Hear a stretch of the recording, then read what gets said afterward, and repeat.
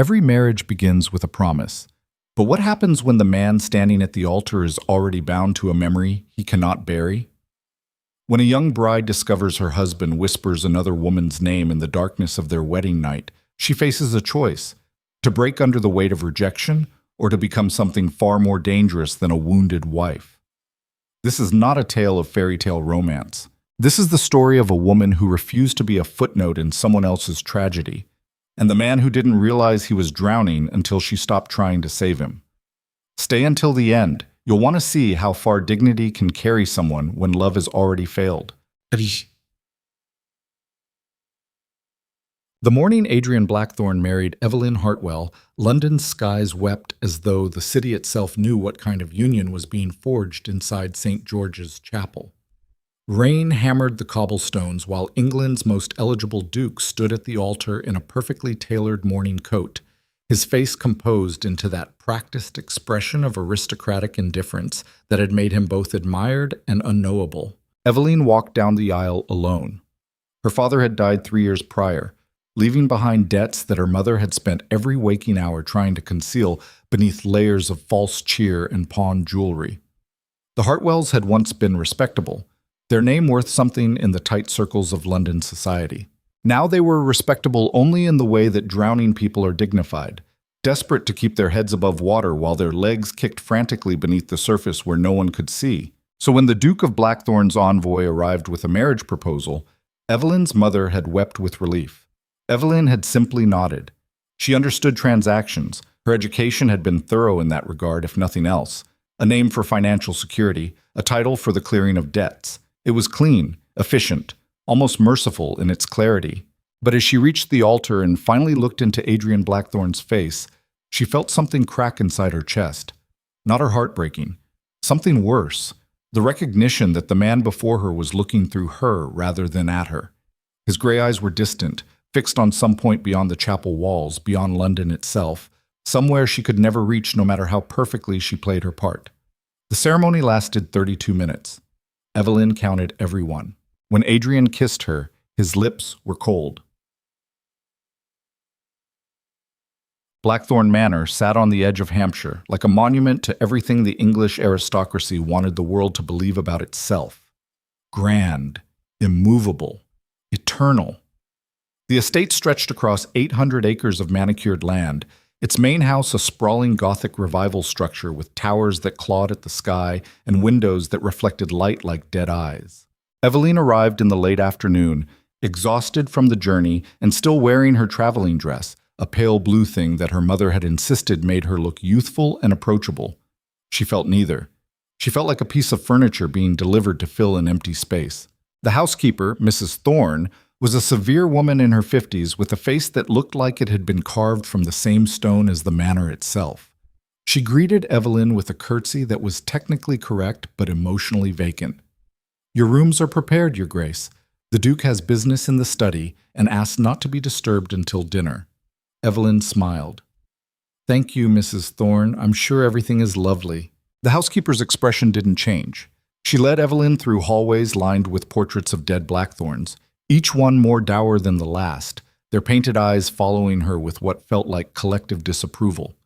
The manor smelled of beeswax and old wood, and something else underneath it all, something like decay hidden beneath expensive perfume. Her chambers were in the east wing, 2 rooms connected by a sitting area.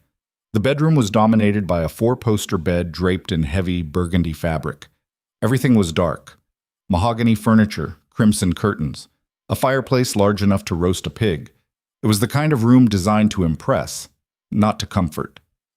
Mrs. Thorne gestured to a door on the far wall. "The Duke's chambers are through there, Your Grace." He requested that the adjoining door remain unlocked. Evelyn looked at the door. "Of course. Thank you." After the housekeeper left, Evelyn stood in the center of her new bedroom and felt the weight of the silence pressing down on her. She had imagined this moment during the weeks leading up to the wedding. Had pictured Adrian greeting her warmly, perhaps offering to show her the grounds, asking about her interests, making even the smallest effort to bridge the distance between them. She had not expected affection. She was not naive, but she had hoped for basic courtesy. Instead, she got business in the study and a closed door. She unpacked slowly, folding her dresses into the wardrobe with careful precision, trying to make the task last as long as possible. When she finally ran out of things to organize, she sat by the window and watched the rain continue to fall over the Hampshire countryside. The landscape was beautiful in that bleak English way. Rolling hills, dark forests, sky the color of bruised flesh. Hours passed. No one came to check on her. No one knocked to see if she needed anything.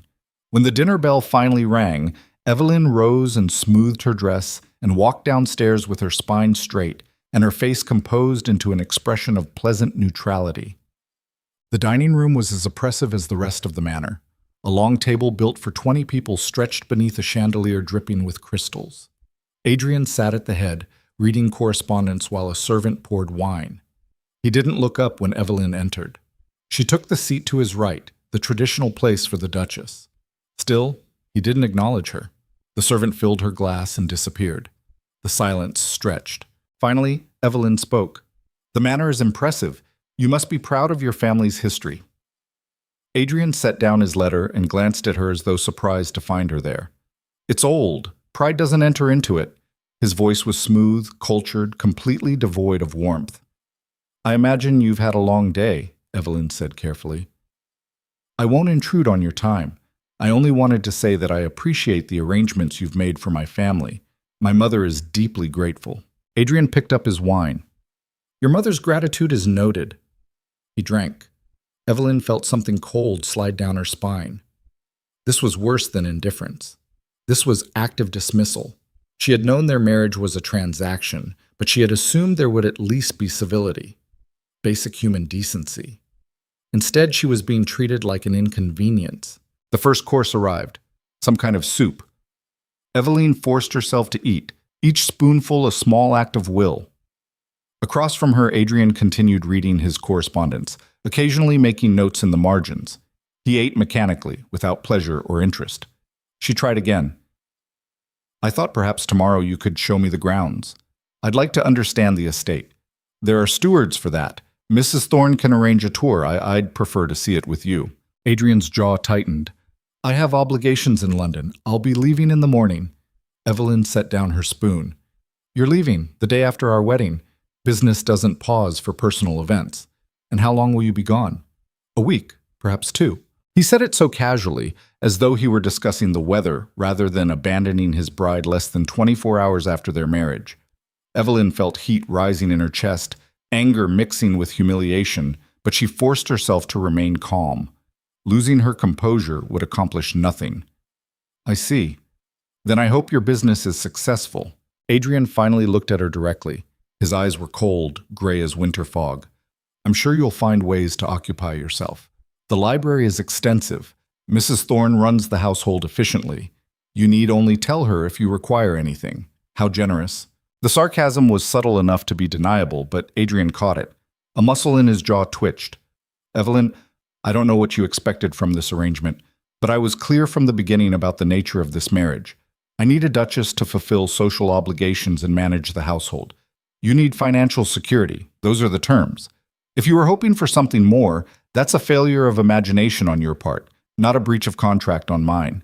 Each word was delivered with surgical precision, designed to cut without leaving visible scars. Evelyn felt her breath catch, but she refused to let him see the damage. "You're right, of course. How foolish of me to expect basic courtesy from my own husband. I'll adjust my expectations accordingly." She stood, abandoning her meal. "If you'll excuse me, Your Grace, I find I'm quite tired. I'll retire early." Adrian didn't try to stop her. He simply returned to his correspondence as though she had never been there at all. But Evelyn made it back to her chambers before the tears came. She locked the door and leaned against it, breathing hard, trying to contain the sob building in her chest. She had known this would be difficult. She had prepared herself for indifference. But the sheer coldness of Adrian's dismissal had cut deeper than she expected. She crossed to the window and pressed her forehead against the cool glass. Outside, the rain had slowed to a drizzle. The grounds were dark except for a few lights in the servants' quarters. She felt suddenly, crushingly alone. A soft knock interrupted her thoughts. "Come in," she called, straightening quickly and wiping her eyes. A young maid entered carrying a tea tray. "Mrs. Thorne thought you might like something warm, Your Grace. It's chamomile. Helps with sleep. The girl looked nervous, her eyes darting around the room as though she expected to be reprimanded for breathing too loudly. Evelyn managed a smile. That's very kind. What's your name? Lucy, Your Grace. Thank you, Lucy. You can set it on the table. The maid did as instructed, then hesitated. If it's not too bold, Your Grace, I want to say welcome to Blackthorn. It's been quiet here for a long time. It's nice to have a lady in residence again. Again. The word hung in the air. Evelyn caught it immediately. There was a lady before? Lucy's face went pale. She realized her mistake instantly.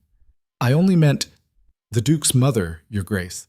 She passed when he was young. I didn't mean to suggest. It's all right, Lucy. I'm not offended. How long have you worked here? 5 years, Your Grace. Then you know the house well. Perhaps you can help me understand it. I'd like to know more about my new home. Lucy looked torn between duty and fear. She glanced at the door as though expecting Mrs. Thorne to materialize and drag her away. It's not my place to speak of family matters, Your Grace.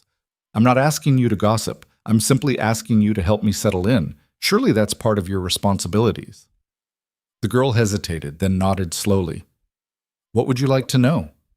Evelyn poured herself tea, giving Lucy time to relax. Tell me about the Duke. What kind of employer is he? Fair? Distant? He doesn't involve himself in household affairs much. Spends most of his time in London or locked in the study. Locked. Interesting word choice. What does he do in the study? Lucy shifted uncomfortably. I don't know, Your Grace.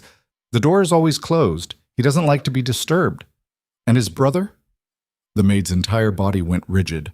Lord Theron doesn't reside at Blackthorn anymore, Your Grace. He has his own estates. But he visits? Rarely. The girl was shutting down, fear overtaking her willingness to be helpful. Evelyn decided to push one more time. Lucy, I know I'm new here, but I can tell something is wrong in this house.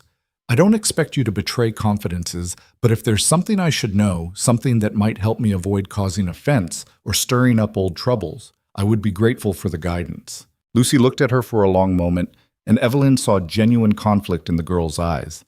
Finally, she spoke in a whisper. The Duke isn't a cruel man, Your Grace, but he's a haunted one. There are parts of this house no one goes into anymore, rooms that stay locked, and there are things we don't speak about because speaking makes them real again. What things? Lucy shook her head. I've already said too much. Please don't ask me to say more. Mrs. Thorne would dismiss me if she knew I'd spoken even this much. Evelyn nodded. I understand. Thank you for your honesty, Lucy, and thank you for the tea. The maid curtsied and fled. Evelyn sat by the fire, sipping chamomile and thinking about locked rooms and unspoken things. The manor suddenly felt less like a home and more like a mausoleum, beautiful on the surface, rotting underneath. She waited until midnight, then opened the adjoining door to Adrian's chambers. She told herself it was duty that drove her, that she was simply fulfilling her role as his wife, that this was part of the arrangement they had both agreed to. But underneath those practical justifications was something more desperate, a small, humiliating hope that perhaps in the intimacy of the marriage bed she might find some crack in his armor, some glimpse of the man beneath the ice. Adrian's bedroom was darker than hers, lit only by dying embers in the fireplace. He was already in bed, lying on his back with one arm thrown over his eyes. He didn't move when she entered. Evelyn crossed the room slowly, her heart pounding. She was wearing a nightgown her mother had insisted was both proper and alluring, though Evelyn felt neither in it. She felt exposed, vulnerable. Adrian. He lowered his arm and looked at her. In the dim light, his face was unreadable. You should be asleep. So should you. He didn't respond. Evelyn took another step closer. Adrian, I know this marriage isn't what either of us might have chosen under different circumstances, but we are bound now, by law and by God. I won't pretend to love you. I won't ask you to love me. But I'm asking you to at least try to see me as a partner rather than an obligation. He sat up slowly, the sheets pooling around his waist. Even in the darkness, she could see the tension in his shoulders. What do you want from me, Evelyn? I want you to look at me when you speak to me. I want you to acknowledge that I exist. I want you to treat me like a human being rather than a piece of furniture you purchased to fill a gap in your life. You knew the terms. Knowing the terms doesn't make them less cruel. Adrian stood, and for a moment, Evelyn thought he might reach for her. Instead, he walked to the window and stared out at the dark grounds. You think I'm cruel. Perhaps you're right, but cruelty requires intent, and I feel nothing toward you at all. Not hatred, not affection, nothing. You're here because society demands I have a wife. You'll bear that title. You'll have access to my resources. But don't mistake this arrangement for something it isn't. The words should have destroyed her. Instead, they crystallized something inside her. A cold, hard certainty. Then we understand each other perfectly. I'll play my part, Your Grace. I'll smile at your dinner parties and manage your household and stand beside you when appearances require it.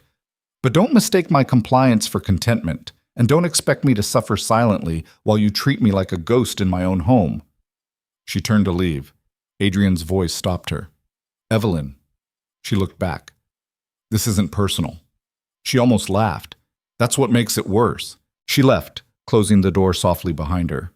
Back in her own chambers, she climbed into bed and lay staring at the canopy above her. She didn't cry. Tears felt too small for what she was feeling. Instead, she let the anger settle into her bones, let it harden into something useful.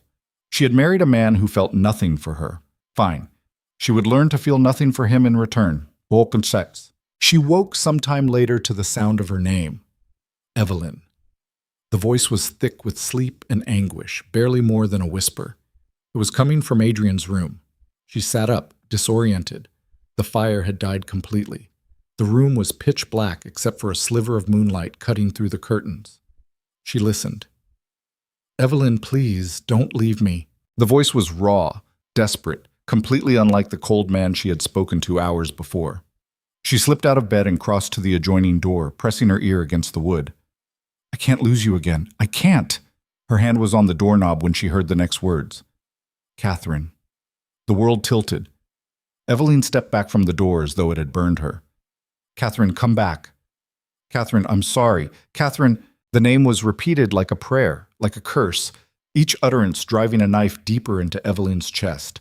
She stood frozen in the darkness of her room, listening to her husband beg for another woman in his sleep, and felt something inside her die. She had known the marriage was a transaction. She had accepted that Adrian didn't love her, but she had not realized she was competing with a ghost, that she had walked into a haunted house and agreed to spend her life trying to exorcise a specter she couldn't see and couldn't fight. Catherine.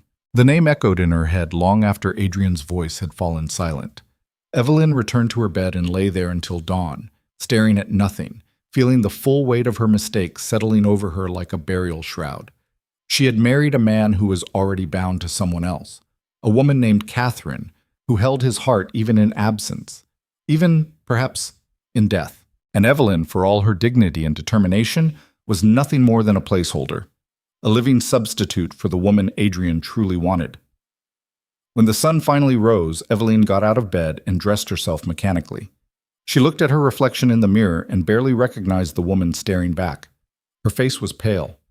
Her eyes were hollow. She looked like she had aged 10 years overnight, but when she walked downstairs for breakfast, her spine was straight and her expression was composed. Adrian was already there, dressed for travel, his trunks waiting by the door. He looked up when she entered, and for just a moment she saw something flicker across his face. Guilt, perhaps. Or just discomfort at being confronted with the consequences of his coldness. I'm leaving for London within the hour, he said. Mrs. Thorne has her instructions. Safe travels, Your Grace. She sat and poured herself tea with steady hands. Adrian watched her for a moment, then looked away. If you need anything. I won't. The certainty in her voice seemed to unsettle him more than anger would have. He stood, hesitated, then walked toward the door. He paused there, his back to her. Evelyn. Yes? This was what was agreed upon. I didn't deceive you. No, she said quietly. You didn't. I deceived myself. He left without another word. Through the window, she watched his carriage roll down the drive and disappear into the morning mist. When it was gone, she set down her teacup and allowed herself exactly 1 minute of weakness. 1 minute to feel the full weight of her humiliation and heartbreak. Then she stood, smoothed her skirts, and rang for Mrs. Thorne. The housekeeper appeared with her usual efficiency. Your Grace, I'd like a complete inventory of the manor. Every room, every storage area, every locked door. I want to understand this house from foundation to roof. Mrs. Thorne's face went carefully blank. Some areas of the manor are not in regular use, Your Grace. The Duke is in London. I am here. And I am the Duchess of Blackthorn. I believe that gives me authority over the household in my husband's absence. The two women locked eyes. Evelyn didn't blink. Finally, Mrs. Thorne curtsied. As you wish, Your Grace. I'll begin preparations. Thank you, Mrs. Thorne. Oh, and one more thing. Yes, Your Grace? I want to know everything about Catherine. The housekeeper went pale. The name hung in the air between them like smoke from a snuffed candle. Your Grace, I don't think... That wasn't a request. Mrs. Thorne's hands clasped together so tightly her knuckles went white. Very well, Your Grace. Though I must warn you, some histories are better left undisturbed. Evelyn smiled, and there was nothing warm in it. Perhaps.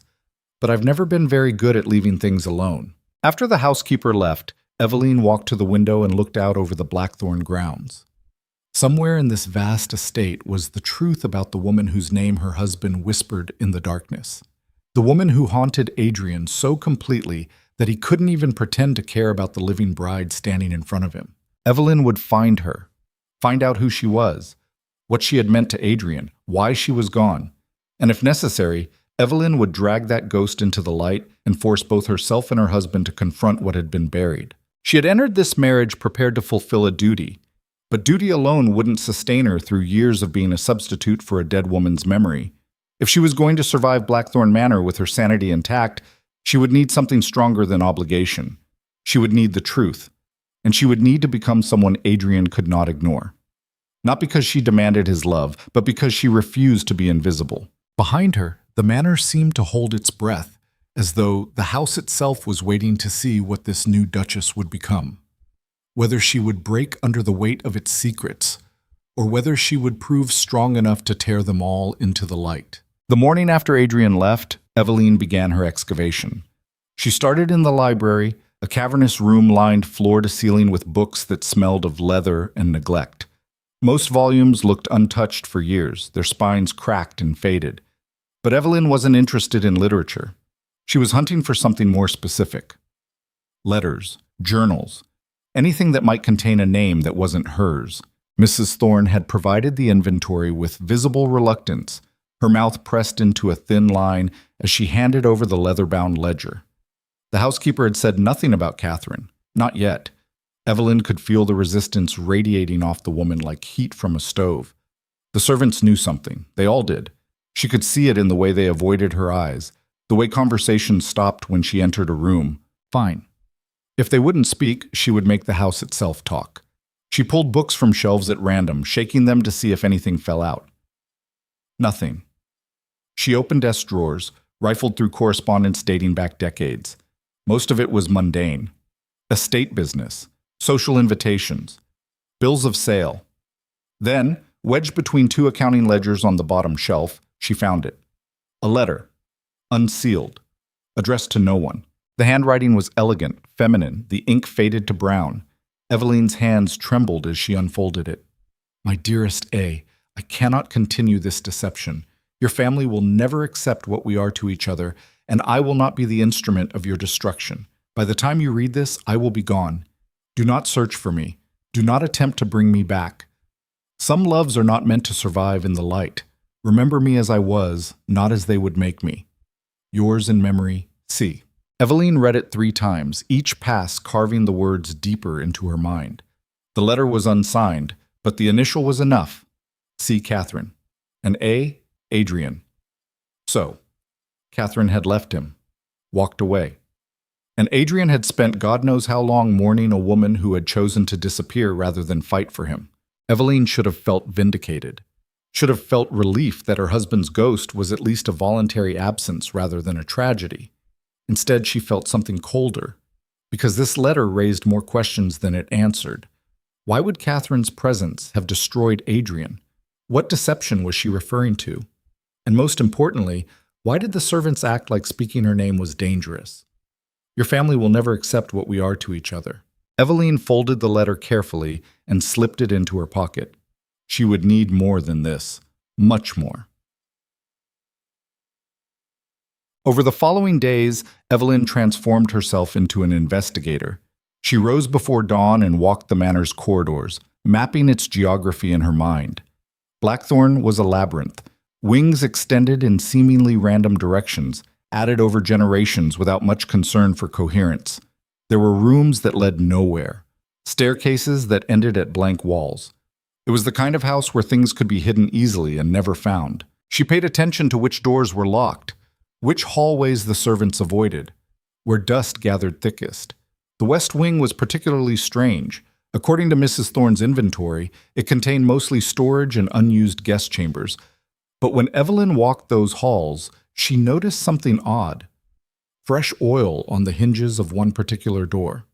No dust on its handle. Someone was entering that room regularly, despite it supposedly being abandoned. She tried the door, locked. That night, she waited until the house was silent, then crept downstairs to Mrs. Thorne's office and stole the master key ring from its hook. Her heart hammered as she made her way back through the darkened manor, every creak of floorboard sounding like cannon fire in the silence. The key turned smoothly. The door opened without sound. Inside was a bedroom frozen in time. The furniture was covered in sheets, but the room beneath was clearly intact. A woman's room. Delicate wallpaper printed with roses. A dressing table with bottles of perfume still arranged on its surface. A wardrobe full of dresses and styles from 5 years ago. And on the bedside table, a small portrait in a silver frame. Eveline picked it up with shaking hands. The woman in the portrait was beautiful. Dark hair, pale skin, eyes that seemed to look directly through the viewer. She wore a simple white dress and a smile that was both joyful and sad. Eveline felt her stomach twist. This was Catherine, the ghost who haunted her marriage. She was real, had lived, had occupied space in this house, had worn these dresses and used this perfume and slept in this bed. And someone, probably Adrian, had preserved it all like a shrine. Eveline set the portrait down carefully and opened the wardrobe. The dresses were expensive, well-made, but there was something off about them. They weren't the kind of gowns a lady of the house would wear. They were simpler, less ornamental.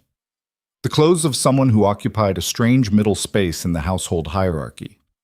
Too fine for a servant, too plain for nobility. She was going through the dressing table drawers when she heard footsteps in the hallway. Eveline froze. The footsteps stopped outside the door. She held her breath, every muscle locked, waiting for the handle to turn. But after a long moment, the footsteps continued down the hall and faded into silence. She needed to leave. Now. Before someone discovered her snooping through rooms she had no business entering. But as she turned to go, something caught her eye. A loose floorboard near the bed. She knelt and pried it up carefully. Inside was a bundle of letters tied with ribbon. Eveline grabbed them and fled. Back in her chambers, she locked the door and spread the letters across her bed.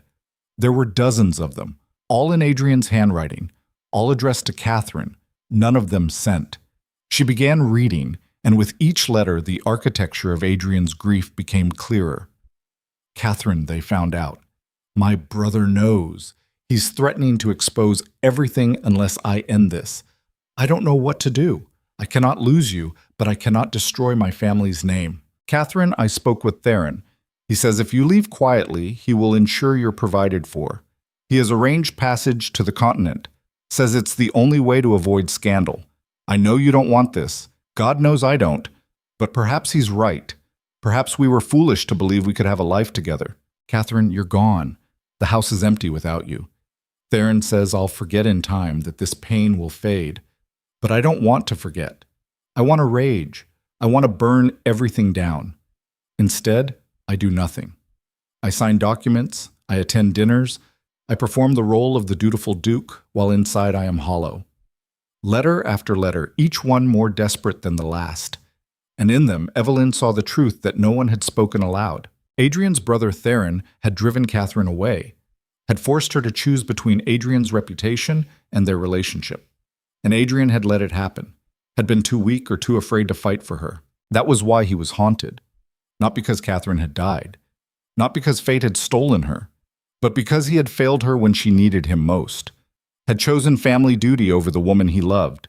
And now he was trapped in a marriage to another woman he couldn't care about because caring required vulnerability he had already expended and lost. Evelyn felt something like understanding moving through her. Not sympathy. Adrian didn't deserve sympathy, but understanding. She knew what it was like to be powerless, to make choices not because they were right, but because they were the only options available, to survive by surrendering pieces of yourself until you weren't sure what was left. The difference was that Adrian had surrendered someone else. Catherine. And now Evelyn. She gathered the letters and hid them beneath her mattress. Then she sat by the window and watched the sun rise over the Hampshire hills and felt her anger crystallizing into something more useful. A plan. Adrian returned from London 2 weeks later without warning. Evelyn was in the garden when his carriage rolled up the drive. She had taken to spending her afternoons outside, away from the oppressive atmosphere of the manor. The gardens were overgrown but beautiful in their wildness, roses climbing over stone walls, ivy strangling statues of long-dead blackthorns. She was cutting flowers for the dining room when she heard the carriage wheels on gravel. She straightened slowly, watching as Adrian emerged, looking tired and irritated. He spoke briefly with a footman, then disappeared into the house without glancing toward the garden. Evelyn returned to her flowers. Let him come find her if he wanted acknowledgement. An hour passed, then 2. Finally, as the sun was beginning to set, Adrian appeared in the garden doorway. You've been busy, he said without preamble. Mrs. Thorne tells me you've been requesting access to parts of the house that are typically closed. I've been learning my new home. Is that not appropriate? Adrian walked down the stone steps toward her. He was still in his traveling clothes, dust on his boots. There are areas of the manor that don't concern you. Everything in this house concerns me. I am your wife, the Duchess of Blackthorn. Or have you forgotten? I forget nothing. His voice was sharp. Good. Evelyn set down her shears and faced him fully. Let me be clear, Adrian. I will not live in a house full of locked doors and unspoken rules. I will not tiptoe around secrets that everyone seems to know except me. If there are areas you wish to keep private, you will need to provide better reasons than because I said so. Adrian's jaw tightened. You're overstepping. Am I? Or am I simply refusing to be treated like a child? You're being deliberately difficult. I'm being a person with agency. I realize that might be uncomfortable for you, but I suggest you adjust.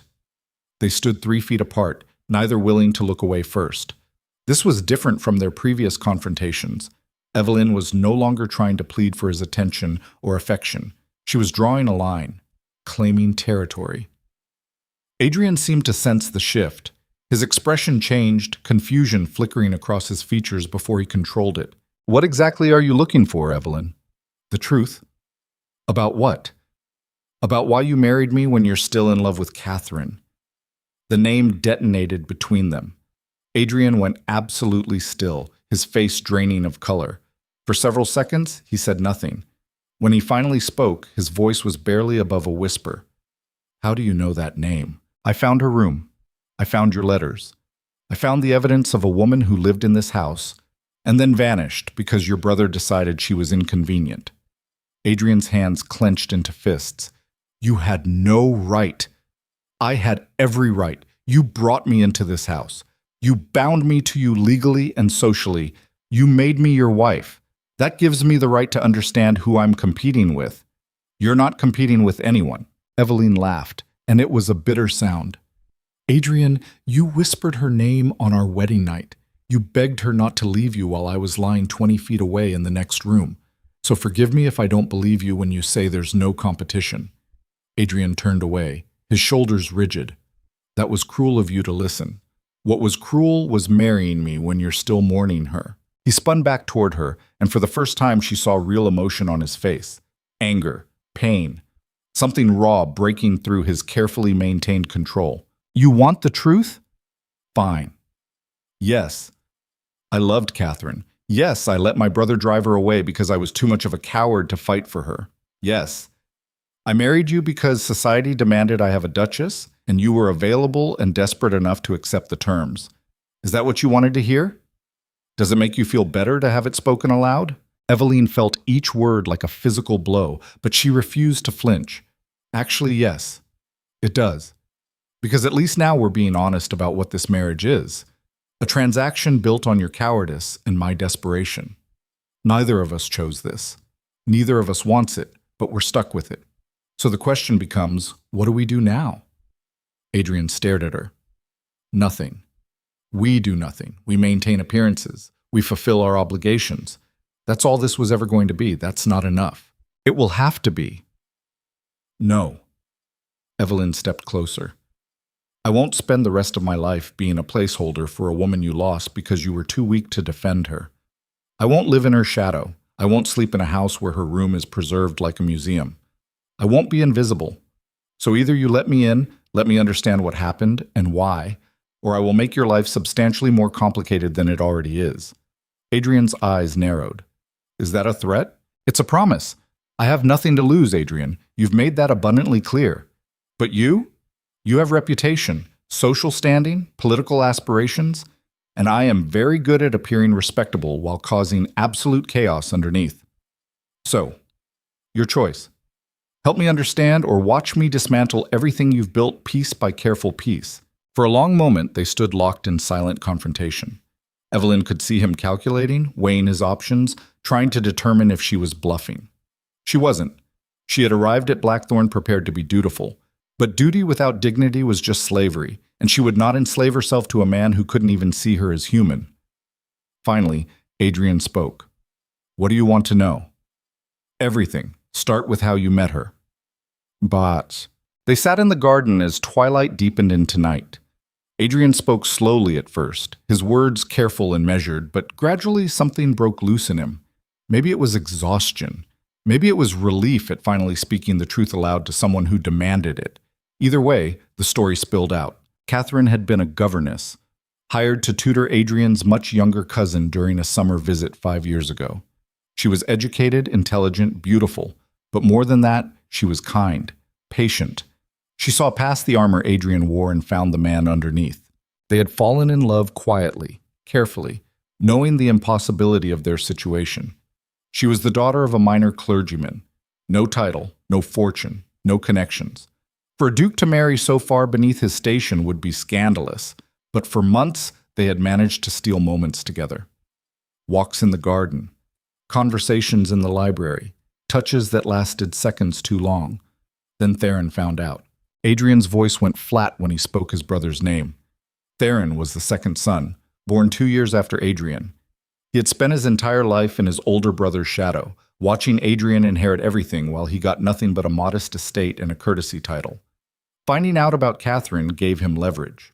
He told me I could marry her if I was willing to destroy the family name, Adrian said, that society would never accept her, that our father would have been ashamed. He offered her money to leave, passage to France, a fresh start, said it was kindness, not cruelty. And you let her go. Adrian's hands trembled. I thought I was protecting her, protecting us both. I thought if she stayed, the scandal would destroy us anyway, that she would come to hate me for ruining her life. So I told her Theron was right, that we should end it before things got worse. What did she say? She asked me if I loved her. I said yes. She asked if I wanted her to leave. I said no. Then she asked why I was letting my brother make this decision for us. Adrian's voice cracked. I didn't have an answer, so she left, took Theron's money, and disappeared. I haven't seen her in 5 years. Have you looked for her? At first, but she didn't want to be found. And after a while, I convinced myself it was better this way, that she was somewhere safe and happy, living a life I couldn't give her. The alternative was too painful. Eveline absorbed this slowly. She felt something shifting inside her, not forgiveness, but a recognition that Adrian's cruelty toward her came from his own wounds. He couldn't love her because he had already spent himself on someone else and gotten nothing back but absence and regret. Your brother, she said carefully, does he visit often? Rarely. We're not close, but he still has influence over you. Adrian looked at her sharply. What makes you say that? Because you're still living in the prison he built for you. Catherine is gone, but you've kept her room exactly as it was. You married me to fulfill duty, but you won't let yourself move forward. You're still being controlled by what happened 5 years ago. I'm not controlled by anyone. Then prove it. How? Help me find her. Adrian went very still. What? Catherine, help me find her. Learn what happened to her after she left. Whether she's happy, whether she's alive. You need closure, Adrian, and I need to stop competing with a ghost. So let's find the truth together. That's insane. Is it? Or is it the only way either of us moves forward? Adrian stood abruptly and walked to the edge of the garden, his back to her. Eveline waited. She could see the tension in his shoulders, the way his hands opened and closed at his sides. He was fighting something internal, wrestling with years of guilt and avoidance. Finally, he turned back. If we do this, if we start digging into the past, there's no guarantee we'll like what we find. I'm aware, and Theron, if he learns we're investigating Catherine's disappearance, he'll see it as a threat. Good. Adrian almost smiled. It was a small thing, barely there, but Eveline caught it. You're more dangerous than you look. I've been underestimated my entire life. I've learned to use it. He crossed back to where she sat and looked down at her. In the moonlight, his face was softer than she had seen it before. Not warm, but less frozen.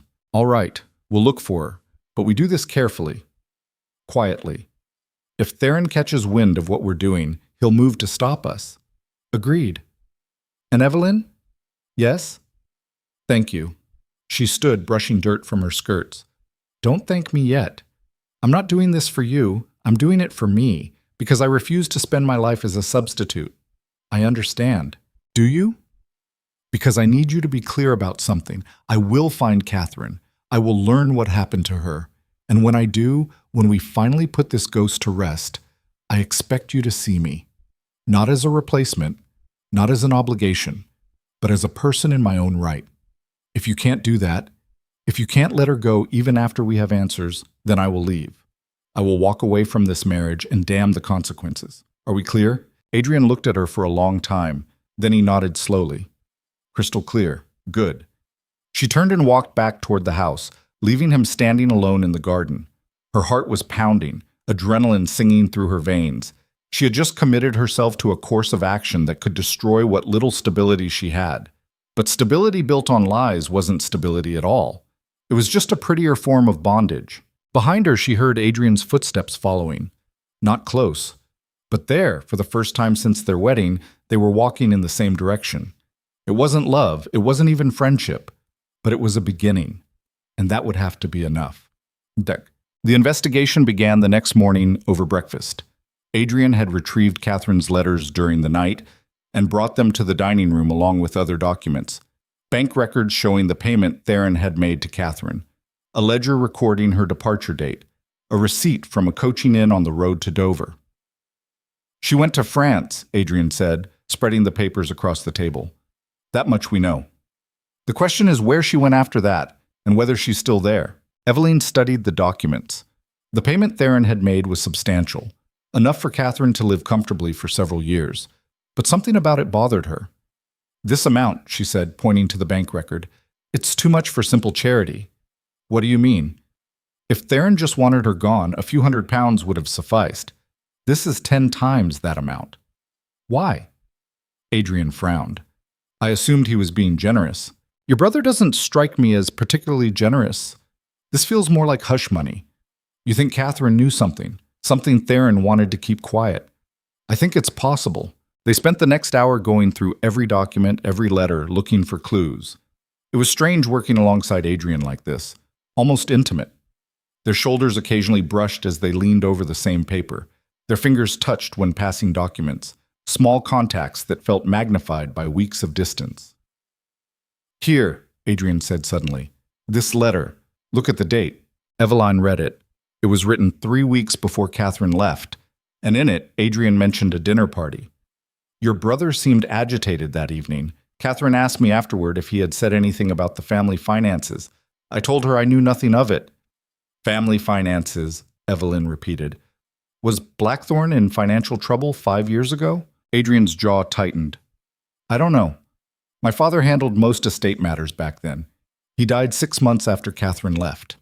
I inherited everything, including debts I didn't know existed. It took me 2 years to stabilize the estate. What if Catherine discovered something, some financial impropriety involving your brother? Then Theron would have had reason to want her silenced beyond just protecting my reputation. Eveline sat back, her mind racing. This changed everything. If Catherine had been forced out not because of the scandal of her relationship with Adrian, but because she knew something dangerous about Theron, then the entire narrative Adrian had built around his own cowardice was incomplete. "We need to find out what the financial situation was 5 years ago," Eveline said.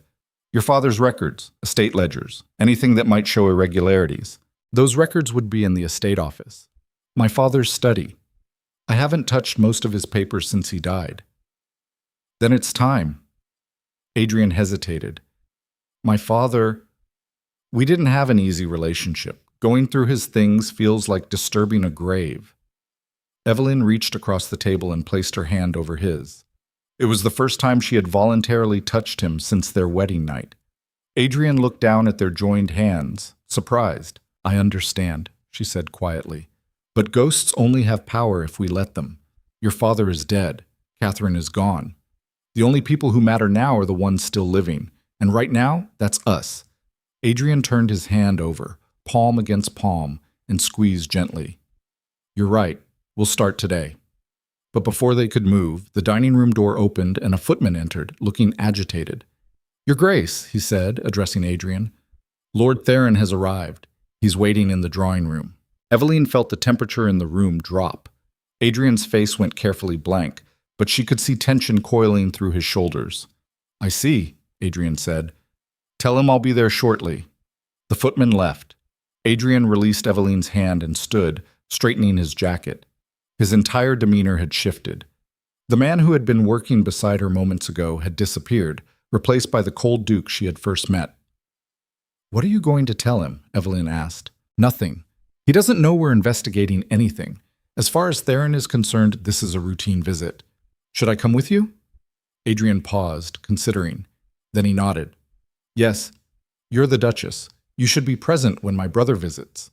They walked to the drawing room together. Eveline's heart was hammering, but she kept her expression serene. She had no idea what Theron Blackthorne would be like, but based on what she had learned, she expected someone cold and calculating. What she found instead was charm wrapped around a blade. Theron stood by the window, examining the grounds. He was shorter than Adrian, stockier, with darker hair and eyes that were a shade too cold to be genuinely warm. When they entered, he turned and smiled broadly. "Adrian, my dear brother. And this must be the new Duchess. My congratulations on your marriage. I apologize for not attending the wedding. Business kept me in Scotland." His tone was pleasant, but there was something underneath it, something assessing. He crossed the room and took Eveline's hand, bringing it to his lips in a gesture that was technically proper, but somehow felt invasive. "A pleasure to meet you, Lord Theron," Eveline said smoothly. "Adrian has told me so much about you." "Has he?" Theron's eyes flicked to Adrian. "How interesting. My brother usually prefers to keep family matters private." "We've been getting to know each other," Adrian said. "It's natural for Eveline to be curious about the family she's joined." Of course, of course." Theron released Eveline's hand and moved to the sofa, settling himself with the ease of someone completely comfortable. "I was nearby and thought I'd pay a visit. See how you're settling into married life? Make sure my little brother hasn't driven his new bride away with his brooding silences." He said it like a joke, but Eveline heard the barb underneath. This was how Theron operated. Friendly insults, warm condescension, the kind of cruelty that was difficult to call out because it wore the mask of affection. "Adrian has been an exemplary husband," Eveline said, her voice light. "I couldn't be happier." "Really?" Theron leaned forward, his eyes glittering. "How refreshing. Adrian's last romantic entanglement ended so poorly. I'm delighted to see he's learned from his mistakes." The room went silent. Eveline felt Adrian tense beside her. This was a test. Theron was probing to see if she knew about Catherine, if Adrian had been foolish enough to confide in his new wife. "Every relationship teaches us something," Eveline said carefully. "I'm simply grateful to be the one who gets to build a future with him, rather than dwelling on the past." Theron's smile widened. "Wise words, Lady Blackthorne. Very wise indeed." He glanced at Adrian. "You've chosen well, brother. I approve. I wasn't aware I required your approval." "Don't be defensive, Adrian. I'm simply expressing brotherly pride." "It's good to see you finally settling down. putting childish infatuations behind you, focusing on what matters. The family, the estate, the legacy. Each phrase was a small twist of the knife. Evelyn realized with a cold clarity that Theron was here precisely because Adrian had married. He was reasserting control, reminding Adrian that he still had power. "We appreciate your concern," Evelyn said, standing smoothly, "but I'm sure you understand that newlyweds appreciate their privacy. Perhaps you could join us for dinner this evening. I'd love to hear more about the family history." Theron looked surprised, then pleased. Dinner would be lovely. "Thank you, Lady Blackthorn. I look forward to it." After he left, Adrian turned to Evelyn. "Why did you invite him to stay?" "Because now we can watch him. See if he does anything suspicious. Maybe search his rooms while he's occupied." Adrian stared at her. "You're serious, completely. Your brother is here for a reason, Adrian, and I don't think it's brotherly affection. We need to find out what he's really after, and if he catches us snooping—" Evelyn smiled, and there was nothing warm in it. "Then I'll simply tell him I was looking for extra linens. Men never question domestic concerns." Adrian shook his head slowly. "I'm beginning to think I vastly underestimated you." "Good. Keep thinking that." She left him standing in the drawing room, already planning her next move. Theron's arrival wasn't a coincidence. Something had triggered his visit. Either he had heard rumors of Adrian asking questions about the past, or he was checking to make sure his brother's new marriage didn't give Adrian any dangerous ideas about independence. Either way, his presence was a complication. But complications could be useful. They forced people to reveal themselves. And Evelyn was very good at watching people reveal what they wanted to hide. What? Dinner that night was a masterclass in civilized warfare. They ate in the formal dining room, the three of them positioned around the long table like chess pieces. Theron kept up a steady stream of conversation, asking Evelyn about her family, her background, her expectations for marriage. Each question was carefully designed to probe for weakness. She deflected beautifully. Yes, her family had fallen on difficult times, but weren't all families navigating changing fortunes in this modern age? Yes, the marriage had been arranged, but wasn't that how the best matches were made? With practical considerations rather than fleeting passion? Theron seemed almost disappointed by her composure. "You're quite unlike what I expected," he said over dessert. "Oh? And what did you expect? Someone more traditional, pliant?" Evelyn smiled. "I find that intelligent men don't actually want pliant wives. They want partners who can challenge them, keep them sharp." "Perhaps. Though some men prefer comfort to challenge." "Then those men are fools." Theron laughed, genuine delight crossing his face. "I like her, Adrian. She's got claws." Adrian's expression was carefully neutral. "I noticed." After dinner, Theron excused himself to his room, claiming travel fatigue. The moment he was gone, Evelyn turned to Adrian. "We need to search his belongings." "Tonight." Adrian looked horrified. "We can't just break into my brother's room?" "Why not? He would do the same to us if he thought we had something worth finding." "How do you know that?" "Because men like your brother don't leave anything to chance. He's already planning how to control you. The question is whether we let him." Adrian was silent for a long moment. Then he nodded slowly. "All right, we'll wait until midnight. The house should be quiet by then." At midnight, they crept through the darkened manor like thieves in their own home. Theron's room was in the south wing, far enough from the family chambers to provide privacy. Adrian had a master key, and the door opened soundlessly. Inside, they worked by moonlight, too afraid to light a candle. Theron's belongings were neatly arranged. Clothing in the wardrobe, toiletries on the dresser, a small trunk at the foot of the bed. Evelyn went for the trunk while Adrian checked the wardrobe. The trunk was locked, but she had brought a hairpin. Within minutes, she had it open. Inside were papers, legal documents, letters, and a small leather-bound book. She pulled out the book and opened it. It was a ledger. Columns of numbers in Theron's handwriting. Payments made and received. Dates going back 6 years. Her breath caught. "Adrian, look at this." He moved to her side. They read together, and with each page the picture became clearer. Theron had been embezzling from the estate for years. Small amounts at first, then larger ones. He had been covering his tracks by manipulating the books, hiding his theft in legitimate expenses. And there, halfway through the ledger, was an entry that made Evelyn's blood run cold. Payment to C, departure fee, £10,000. But underneath it, in smaller writing, insurance. She knows too much. So Catherine had discovered Theron's embezzlement, and Theron had paid her to disappear not out of kindness, but to prevent her from exposing him. "We need to take this," Evelyn whispered. "If he discovers it's missing, he already knows we're a threat. This is proof. We can use it." Adrian hesitated, then nodded. They carefully returned everything else to its place and slipped out of the room. Back in Adrian's study, they examined the ledger more carefully. The numbers were damning. Theron had stolen enough to bankrupt a minor estate. He had been systematically robbing his own family for years. "Why didn't my father notice?"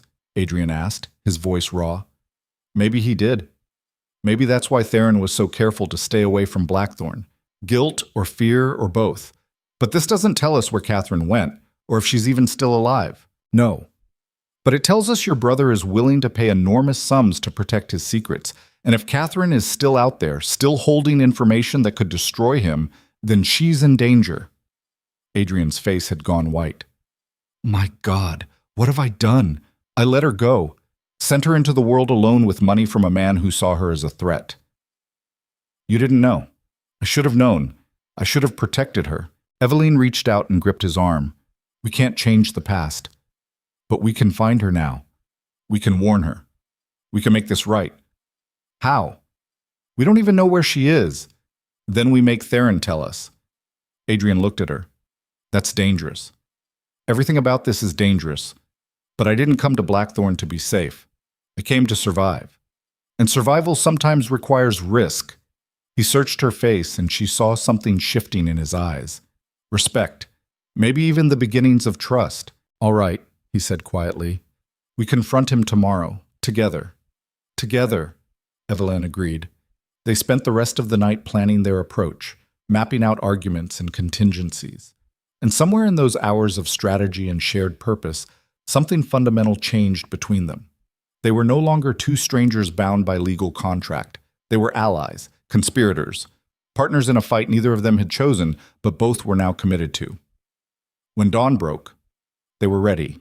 And in his room down the hall, Theron Blackthorn slept soundly, unaware that the trap he had built around his brother was about to spring closed on himself instead. They confronted Theron in the morning room where sunlight cut through tall windows and made the space feel deceptively clean.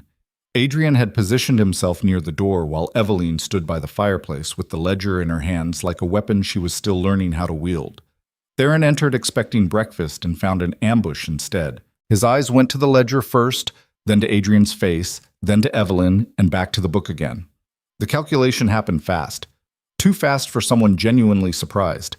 He had known this moment would come eventually, had probably planned for it. "Well," he said, settling into a chair without being invited, "I see we're having a different kind of morning meal." "We found your records," Adrian said. His voice was steady, but Evelyn could hear the tremor underneath. 6 years of theft, hundreds of thousands of pounds stolen from the estate. From our family. From me. Theron poured himself tea from the service laid out on the sideboard. The casual gesture was deliberate. A demonstration that he remained in control even when caught. Theft is such an ugly word. I prefer to think of it as redistribution. Father always favored you, Adrian. The title, the estate, the respect. I merely took what should have been shared more equitably from the beginning. You stole from your own blood. I borrowed against my inheritance, which you continued to deny me by refusing to die conveniently. The cruelty was almost elegant in its simplicity. Evelyn watched Adrian's face go white, then red, then settle into something harder than she had seen before. Good. Anger was better than guilt. Anger could be weaponized. "And Catherine?" Evelyn asked.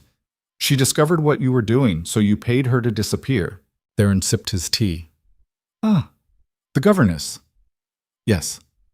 Poor Catherine stumbled across some documents she shouldn't have seen. Started asking inconvenient questions. I offered her a choice. Take the money and build a new life far from here, or stay and watch her reputation destroyed along with Adrian's. She made the practical decision. You threatened her. I gave her options. She chose survival. Admirable, really. Adrian moved forward, and Evelyn thought he might actually strike his brother. Instead, he stopped 3 feet away with his hands clenched into fists at his sides. Where is she now? How should I know? France, probably. Or Italy. Somewhere expensive where 10,000 pounds buys comfort and discretion. Why? Planning a reunion? I'm sure your new wife would love that. The mockery was designed to wound, but Theron had miscalculated. He thought Adrian still cared more about Catherine than about justice, thought that mentioning her would paralyze him with guilt. Instead, it did the opposite. This ends today, Adrian said quietly. You're going to return every pound you stole. You're going to sign over your estate as collateral, and you're going to tell me exactly where Catherine went and how to find her. Theron laughed. It was a genuine sound, delighted and surprised. Or what? You'll expose me? Darling brother, if you destroy me, you destroy the Blackthorn name along with it. Every business dealing we've made, every political alliance, every social connection will crumble. You'll be a duke of nothing, ruling over scandal and ruin. You don't have the spine for that kind of fall. Try me. Theron set down his teacup. The pleasant mask slipped, and what showed underneath was colder than winter stone. You won't, he said, because I know you. You're weak. Always have been. You let Catherine go rather than fight for her. You married this girl, he gestured dismissively at Evelyn, to fulfill duty rather than for anything resembling feeling. You're a coward, wrapped in expensive clothes, playing at being a man. You won't sacrifice your precious reputation to stop me because your reputation is all you have. Evelyn watched the words land, saw them cut into Adrian exactly where Theron intended. The awful thing was that part of it was true. Adrian had let Catherine go, had chosen safety over courage, had built his entire life around avoiding confrontation. But something had changed in the weeks since their wedding. Something fundamental had shifted when Evelyn refused to be invisible, when she had pushed him to face his past instead of drowning in it. Theron couldn't see it yet, because he was still looking at the man Adrian had been, not the one he was becoming. You're right, Adrian said softly. I am a coward, or I was, but I'm learning from my wife that sometimes the only way to survive is to burn everything down and build something better from the ashes. He turned to Evelyn. Do it. Evelyn had already written the letters the night before. 3 of them. One to the family solicitor detailing Theron's embezzlement with copies of the ledger entries. One to the Times with enough information to make the scandal public. One to the magistrate requesting an investigation into financial crimes. She pulled them from her pocket. They were sealed, addressed, ready to be sent. Theron stood slowly. You're bluffing.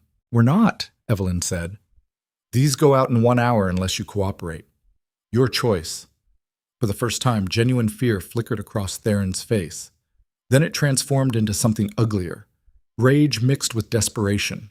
The look of a cornered animal realizing it had underestimated its prey. You stupid girl, he hissed. You have no idea what you're interfering with. Catherine isn't some innocent victim. She's a blackmailer. A whore who seduced my brother and then tried to extort money from the family. I paid her to leave because she was threatening to destroy us all with lies. That's not true, Adrian said. Isn't it? Did you ever wonder why she was so interested in our family finances? Why she asked so many questions about the estate? She was looking for leverage, Adrian, planning to bleed us dry. I saved you from her. Evelyn felt something cold slide down her spine. The conviction in Theron's voice was too complete, too certain. He actually believed what he was saying, or he had told the lie so many times it had calcified into his personal truth. If that's true, why pay her so much? Why not expose her yourself? Because I was protecting Adrian's reputation. If the world knew he'd been sleeping with a conniving governess who tried to extort the family, it would have destroyed him socially. I took care of it quietly, cleanly, the way these things should be handled. The rationalization was almost beautiful in its completeness. Theron had rewritten history so thoroughly that he was the hero of his own story. The dutiful brother protecting the family from a scheming outsider. Never mind that he was the one stealing, that he had driven Catherine away to hide his own crimes. Adrian stepped closer to his brother.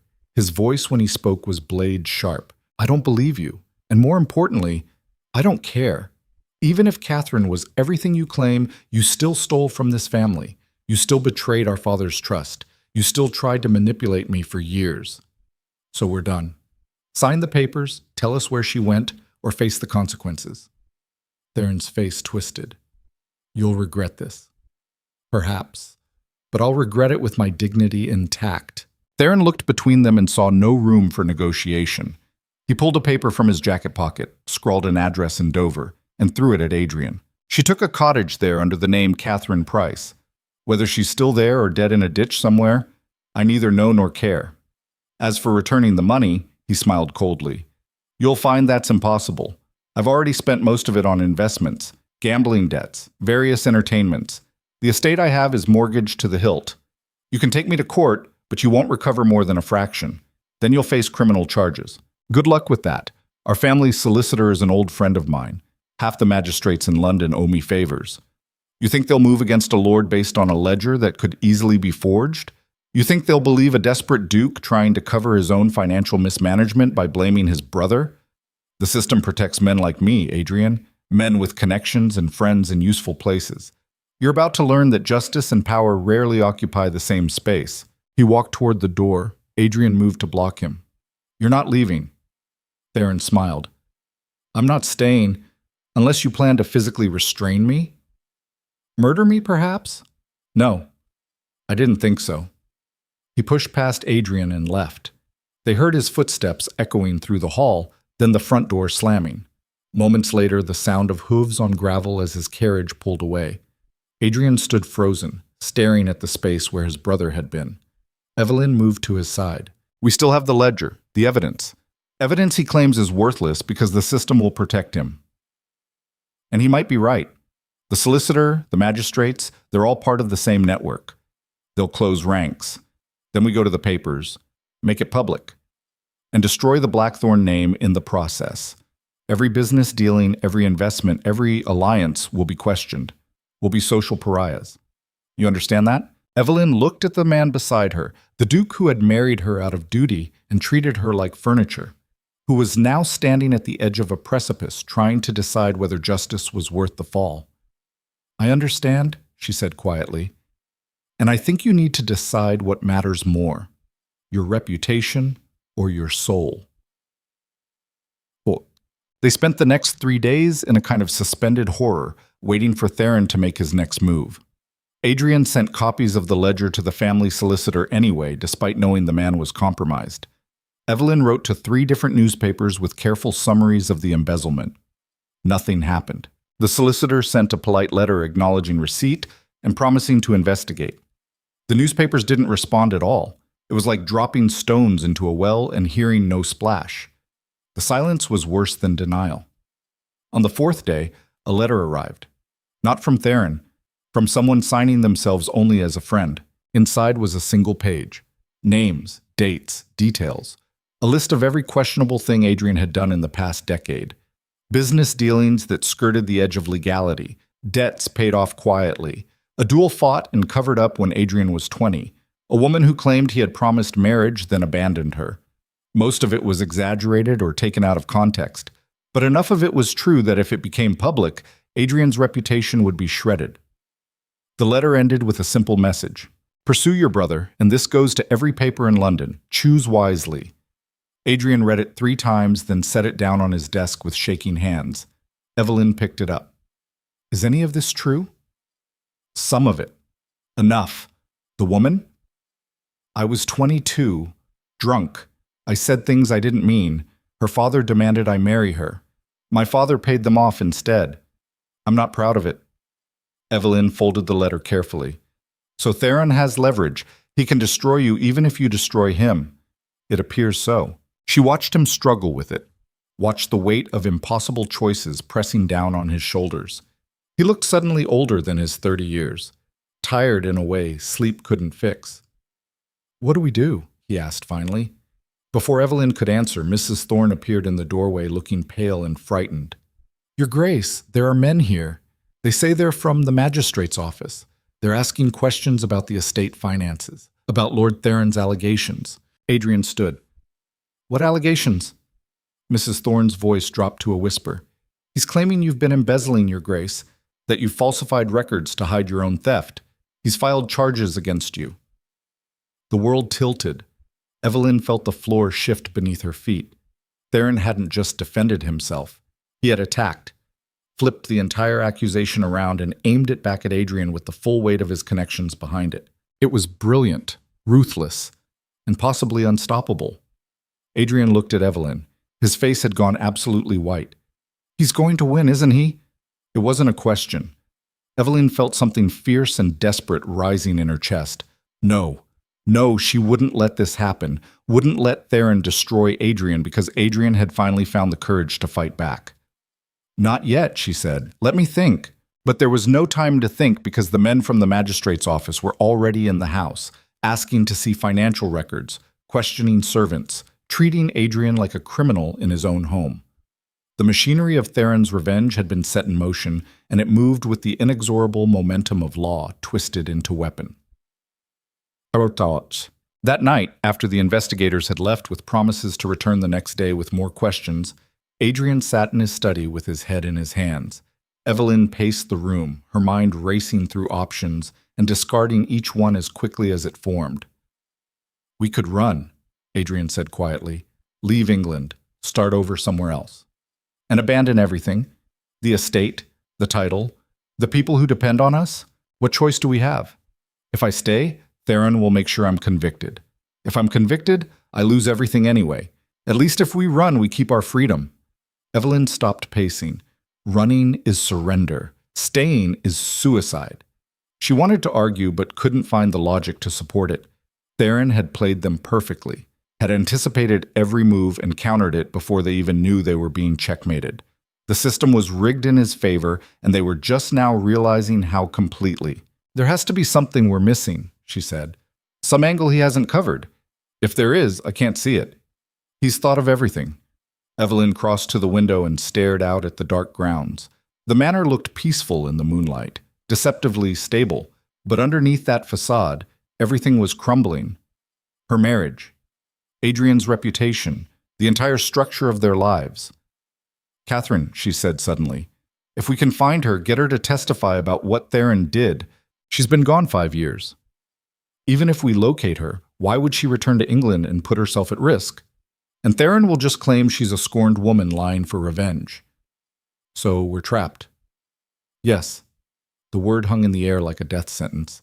Evelyn felt something breaking inside her. Not her spirit. Something deeper.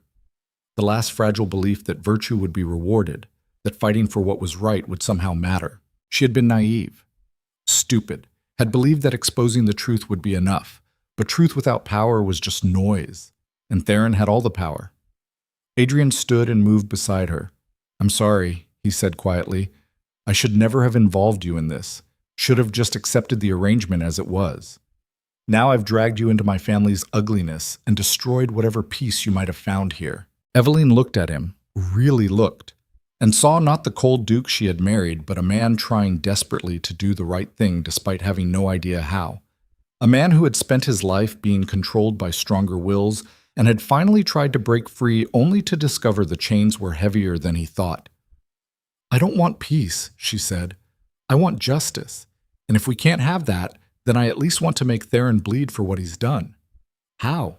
I don't know yet, but I refuse to believe we're completely helpless. There has to be something." Teak. The answer came from an unexpected source 3 days later. A woman arrived at Blackthorn Manor in a hired coach, dressed in travel-stained clothes and carrying a small bag.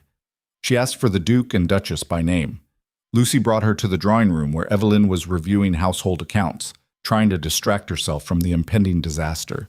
The woman who entered was in her 30s, dark-haired, with eyes that held years of carefully managed fear. Evelyn knew who she was before she spoke. "Lady Blackthorn," the woman said. "My name is Catherine Price. I believe you've been looking for me." The world stopped. Evelyn stood slowly, her heart hammering against her ribs. She had imagined this moment dozens of times, had pictured Catherine as beautiful and tragic and ethereal. The reality was more grounded. Catherine looked tired, practical, like someone who had survived by making hard choices and refusing to look back. "How did you know we were searching for you?" "I have friends in Dover who send word when anyone asks questions. They told me a duchess was inquiring about my whereabouts. I assumed it was connected to Adrian." "Is he here?" "He's in London, with the solicitor. trying to defend against charges his brother filed against him. Catherine's face went hard. Theron. Of course. He's finally making his move. You know what he's doing? I know what he's capable of. I've spent 5 years looking over my shoulder, wondering when he'd decide I was more valuable dead than alive. Tell me everything. Evelyn did. The whole story spilled out. The discovery of the embezzlement, the confrontation, Theron's counter-accusations, the evidence that could destroy Adrian if made public. By the end, Catherine was pacing the room with barely contained fury. That bastard, she said. That absolute bastard. He forced me out of England with threats and money, told me Adrian had agreed it was best if I disappeared, made me believe Adrian didn't want me anymore. And now he's destroying Adrian anyway just to protect himself. Will you help us? Will you testify about what he did? Catherine stopped pacing. The fear that crossed her face was raw and real. If I testify, he'll destroy me. He has documentation that makes me look like a blackmailer. Letters I supposedly wrote threatening to expose family secrets unless I was paid. I've seen them. They're forgeries, but they're good. My signature, my handwriting style. If I come forward, I become the villain in his story. So we're trapped from both sides. Catherine was quiet for a long moment. Then she looked at Evelyn with something like recognition. You love him. It wasn't a question. Evelyn felt her throat tighten. She didn't know if love was the right word for what she felt. Loyalty, maybe. Partnership. The desperate bond of two people fighting the same battle. I don't want to see him destroyed for trying to do the right thing. Neither do I. But wanting it and achieving it are different things. Theron has spent years building his defenses. We can't just tear them down with the truth. We need to find a weakness, something he hasn't protected. Do you know of one? Catherine smiled, and it was a terrible thing to see. Maybe. Theron always had one vulnerability, his ego. He needs to be the smartest person in the room, needs to prove he's superior. If we could bait him into revealing himself, exposing his own crimes in his rush to demonstrate his cleverness, that's not a plan. That's a hope. It's all we have. Evelyn felt the weight of it settling over her. They were going to gamble everything on the chance that Theron's arrogance would override his caution. It was desperate, reckless, probably doomed to fail, but it was the only option left. All right, she said. Tell me what you need. When Adrian returned from London that evening, exhausted and defeated, he found Evelyn and Catherine waiting for him in the study. He stopped in the doorway as though he had walked into a dream and didn't trust it to be real. Catherine, he whispered. Hello, Adrian. They stared at each other across the space. 5 years of absence and guilt and longing compressed into a single moment. Evelyn watched them and felt something complicated twist in her chest. Jealousy, yes, but also strange relief. Catherine was real, solid. Not the perfect ghost she had been competing with, but a flesh and blood woman who looked as damaged by the past as everyone else. Adrian crossed the room slowly, stopped 3 feet from Catherine as though afraid to get closer. I thought I'd never see you again. I thought the same. Turns out we were both wrong. Theron told me you took the money and left because you wanted a fresh start, that it was your choice. Catherine's laugh was bitter. He's been lying to you for years, Adrian, to both of us, but we don't have time for all the ways he's manipulated us. Your Duchess has a plan, or the beginning of one. Adrian turned to Evelyn. The look in his eyes was complicated, grateful, confused, guilty for reasons she didn't fully understand. What plan? Evelyn explained. It took 20 minutes to lay out the basic framework and another hour to refine the details. The core strategy was simple in concept, nearly impossible in execution.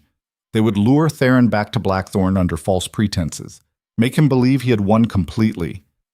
Then, in his moment of triumph, when his guard was down and his ego inflated, they would trap him into confessing his crimes in front of witnesses he didn't know were present. It required perfect timing, flawless acting, and a dozen things to go exactly right. He'll never fall for it, Adrian said when they finished. He's too careful. He's also convinced he's untouchable, Catherine countered, that he's outsmarted everyone. We use that. Make him want to gloat. Give him an audience he thinks is safe. And if it doesn't work, then we lose everything. But we're already losing, Adrian. At least this way we go down fighting. Adrian looked at Eveline. She saw him weighing the risks, calculating the odds, trying to decide if he had the strength for one more battle. All right, he said finally, we try it. But if this fails, Eveline interrupted, we'll face the consequences together, all of us. She extended her hand. After a moment, Adrian took it. Then Catherine placed her hand over both of theirs. Three people bound by different kinds of love and loyalty and desperation. It wasn't a triumphant moment. It was grim, necessary. The last stand of people who had run out of other options. They spent the rest of the night preparing, writing the letters that would bring Theron back to Blackthorn, planning exactly what each of them would say and when, anticipating his responses and preparing counters. It felt like preparing for war, because that's what it was. And as dawn broke over the Hampshire hills, Eveline looked at the two people she was bound to by fate and choice and reckless necessity, and realized that somewhere in the past weeks she had stopped fighting for herself alone. She was fighting for this strange, broken family they had become, for the possibility that damaged people could still protect each other, for the chance that courage mattered even when the odds were impossible. The letter was sent that morning, an invitation wrapped in surrender, Adrian's handwriting, Catherine's name mentioned as though it were poison, the suggestion that Adrian was ready to negotiate, to accept whatever terms Theron demanded in exchange for peace. The bait was set. Now they just had to wait and pray that Theron's hunger for complete victory would bring him within reach of the trap. Theron arrived at Blackthorn Manor 3 days later in a carriage that looked like it cost more than most men earned in a year. The vehicle was polished to a mirror shine, drawn by 4 matched horses, the kind of excessive display that announced wealth and power before its owner even stepped out. Eveline watched from the second-floor window as he descended with the casual arrogance of someone who believed the world existed to confirm his superiority. He was early. That was the first problem. They had expected him at noon. It was barely past 9. The witnesses they had arranged, the magistrate's clerk who owed Catherine a favor, the journalist who specialized in exposing corruption, were not due to arrive for another 2 hours. Early meant Theron suspected something, or he was simply eager to deliver the killing blow. Adrian stood beside her, his face carved from stone. She could feel tension radiating off him in waves, the kind of coiled energy that came from a man who had finally stopped retreating and started calculating angles of attack. He knows, Adrian said quietly. Maybe. Or maybe he's just impatient. Either way, we proceed. And if he brought his own people? His own witnesses to whatever confession he thinks I'm about to make? Then we improvise. Eveline said it with more confidence than she felt. The plan had always been fragile, dependent on controlling the environment and the timing. Theron's early arrival shattered that control before the game even started, but backing down now would accomplish nothing except confirm they were afraid. And fear was a luxury neither of them could afford anymore. Catherine appeared in the doorway. She wore a simple gray dress that made her look older than her years, deliberate camouflage designed to make her seem unthreatening. Her hair was pulled back severely. No jewelry, no cosmetics. She looked like exactly what Theron had always claimed she was, a lower-class woman trying to survive in spaces she didn't belong. He's here, Catherine said unnecessarily. I can feel him, like something rotting. Stay out of sight until I signal, Adrian said. If he sees you too early? I know the plan.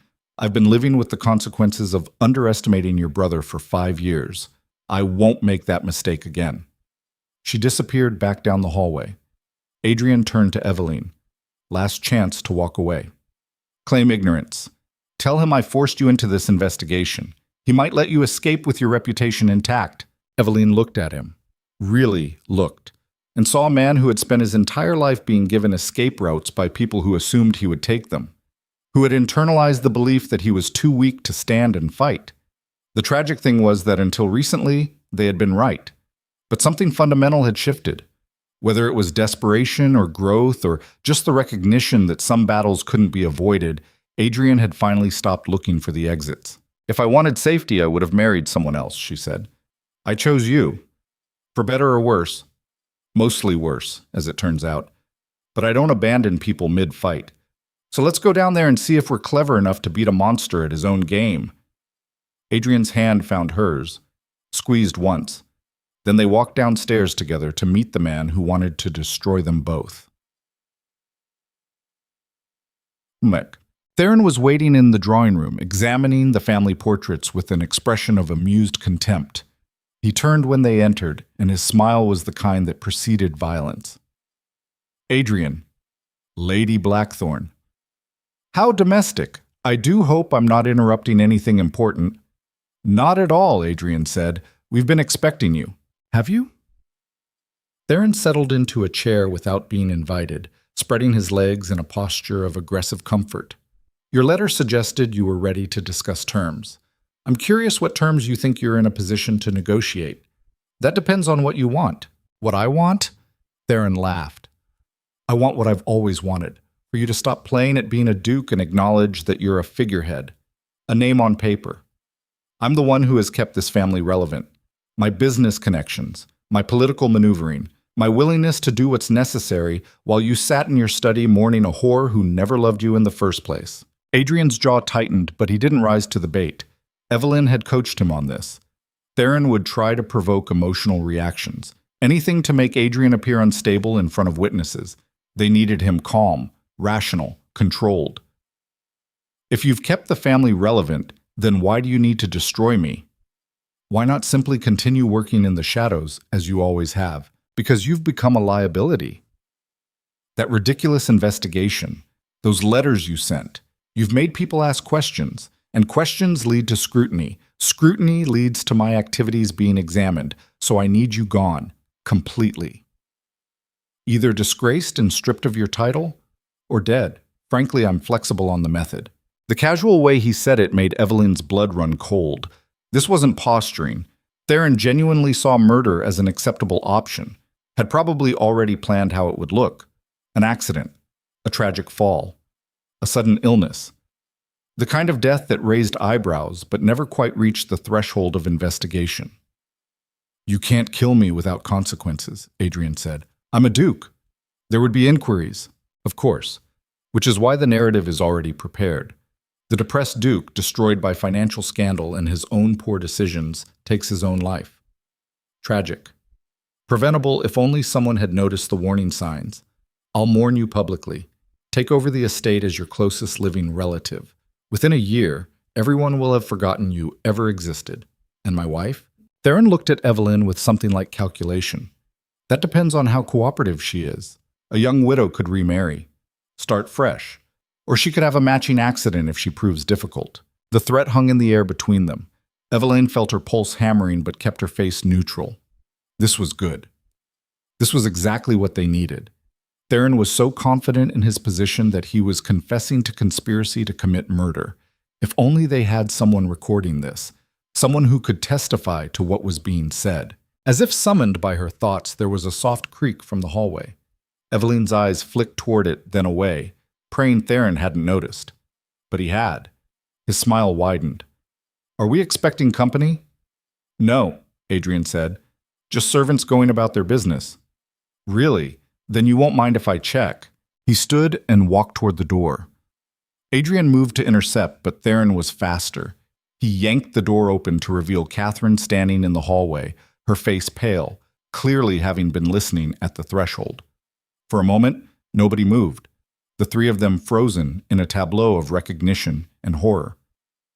Then Theron started laughing. It was a genuine sound, delighted and terrible.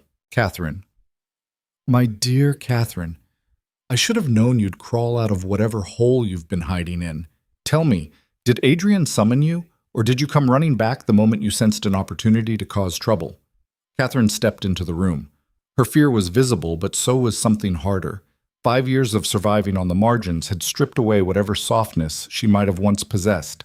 What remained was steel wrapped in flesh. I came because Adrian asked. Because you lied to both of us. Told him I wanted to leave, told me he wanted me gone. You manipulated us because I discovered you were stealing from your own family. Theron's smile didn't falter. Is that what you think happened? Poor Catherine. Still believing your presence in this house was about anything other than your own ambition. You saw a chance to climb out of your station by seducing a duke. When that failed, you tried blackmail. I simply made you a better offer. That's not true. Isn't it? Then why did you take the money? Why did you run instead of staying to fight for Adrian if your love was so pure? Because you threatened to destroy what little reputation I had left, to make sure I never worked again, never had a life. You gave me a choice between survival and loyalty. I chose survival. But that doesn't make your version true. Theron turned to Adrian. You see? Even she admits she chose money over you, and yet here you are, still playing the martyr, still pretending you're capable of love or loyalty or any emotion deeper than self-pity. Something in Adrian's face changed. Evelyn saw it happen. The last piece of guilt and shame that Theron had been using to control him for years finally breaking loose. It wasn't dramatic. There was no shouting or violence, just a kind of cold clarity settling over his features. You know what I've realized, Adrian said quietly. You're right about me. I am weak. I did let Catherine go. I did marry Evelyn out of duty rather than affection. I've spent my entire life being exactly the kind of man you describe. Spineless, performative, hollow. Theron looked satisfied. Finally, acknowledgement of the obvious. But here's what you've miscalculated. Weak men are dangerous when they have nothing left to lose. Because at that point, what's the difference between surrender and self-destruction? They're both endings. At least one of them takes you with me. The smile slipped from Theron's face. What are you talking about? Adrian pulled a document from his jacket. It was the original ledger, the one containing all evidence of Theron's embezzlement. But there was something else with it, papers Evelyn had never seen before. These are my financial statements for the past 5 years. Every investment, every debt, every questionable decision I've made. I had my solicitor compile them yesterday. They're damning. Exactly the kind of evidence you could use to destroy me publicly. Then you've saved me the trouble. Except I've already sent copies to 3 different newspapers along with your ledger. Both versions of the truth. Yours and mine. By tomorrow morning, all of London will know that the Blackthorne family is rotten from the head down. You'll be exposed as a thief. I'll be exposed as incompetent. The title will be worthless. The estate will be seized. Everything Father built will be ashes. You're bluffing. Am I? Go ahead and check. The Evening Post has already gone out. Theron's face went white, then red, then something close to purple. He lurched forward and grabbed Adrian by the collar, slamming him against the wall hard enough to rattle the portrait frames. You stupid bastard! You've destroyed us both! Yes. That was rather the point. Evelyn moved without thinking. She grabbed a heavy brass candlestick from the mantel and brought it down across Theron's shoulders. Not hard enough to cause real damage, but sufficient to make him stagger back. He spun toward her with murder in his eyes. You little... The door burst open. 2 men entered. One was the magistrate's clerk, the man Catherine had arranged to arrive at noon. The other was someone Evelyn didn't recognize. Older, distinguished, wearing the formal robes of a high court justice. Lord Theron Blackthorne, the justice said, I am placing you under arrest for conspiracy to commit fraud, embezzlement, and attempted coercion. Your confession has been witnessed and recorded. Theron's face went slack. What confession? Everything you said in this room for the past 20 minutes has been heard by myself and 3 other officers of the court. We were positioned in the adjoining study. The door was left slightly ajar for precisely that purpose. He gestured. 2 more men emerged from the study Adrian used for estate business. Both wore the formal attire of legal officials. Both looked grim. That's impossible, Theron said. Adrian invited me here to negotiate. This is entrapment. You confessed to embezzlement, to threatening the life of a peer, to conspiracy to falsify records. You did so freely and without coercion.